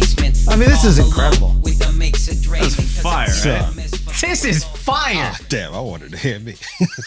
Crazy, right? That's unreal. Yo, shouts out to that Who guy. was that? Shout him out on the pod, yo. Yeah, I hit him. He's awesome. He's gonna come to the show. I'm gonna like talk. I'm hanging with this. It's Yeah, so let's sick. meet him. What's his name? Good. I have to pull it up. I can't remember off the top of my head. If we really can pull it up impressive. or put it in the thing. Shouts, dog. That was fucking So crazy. That was. It's really sounded like y'all. Yeah. Yeah. Crazy, right? I'm a rap, I think. no, you sounded good. I'm good at rap. You sounded good. You actually were. I'm going to do it. I Yeah. got it. Hey, No, write me that some was, shit, yo. that was fire. He had to have written that. There's yeah. So we were His name's speculating. Jake. His name's Jake. Shouts to Jay. I think dog. what Jake did is I think he wrote it. Yep. And then I think he rapped it. and then put my filter then put your voice and I- on his voice. That's smart. And then your voice on his Because the voice. flow was Drake good. did for, Yeah. Tupac. I mean, the minion line grew is so awesome. Amazing. That's insane. Yeah. I was amazed. I mean, it's such an wow. awesome song. I'm super impressed by Insane. Unreal. That's the coolest thing. that. But also done to just me. bar for bar. I thought it was really clever. good. Like really good. Yeah. I'm bringing back a poo. The That's others fire. are bringing back a poo. I Fire. was like, that's awesome. That's really, really great. good. Gaslit was in there. Yeah. Hezekiah Walker's in. I was like, Yeah. Dubai, Dubai, a a cultural fan. reference. Yeah. Topical. Flooded the Hella Dubai topical. basement. That's amazing. Yeah. I want him to make more. I just keep making those. Jake. Yeah. Shake. One more Killed that time. shit, dog. That was incredible. Yo, hey, rap, you got about 1 month left. Yo, son, You rap got is 1 coming. month left until it's over for all of y'all. Jake, you're a talented man. Yo, matter of fact, all those were Patreon. Mm-hmm. What's it called? Let's just do Patreon now. Y'all want to do Patreon now? Let's keep it All going. right, let's do Patreon now.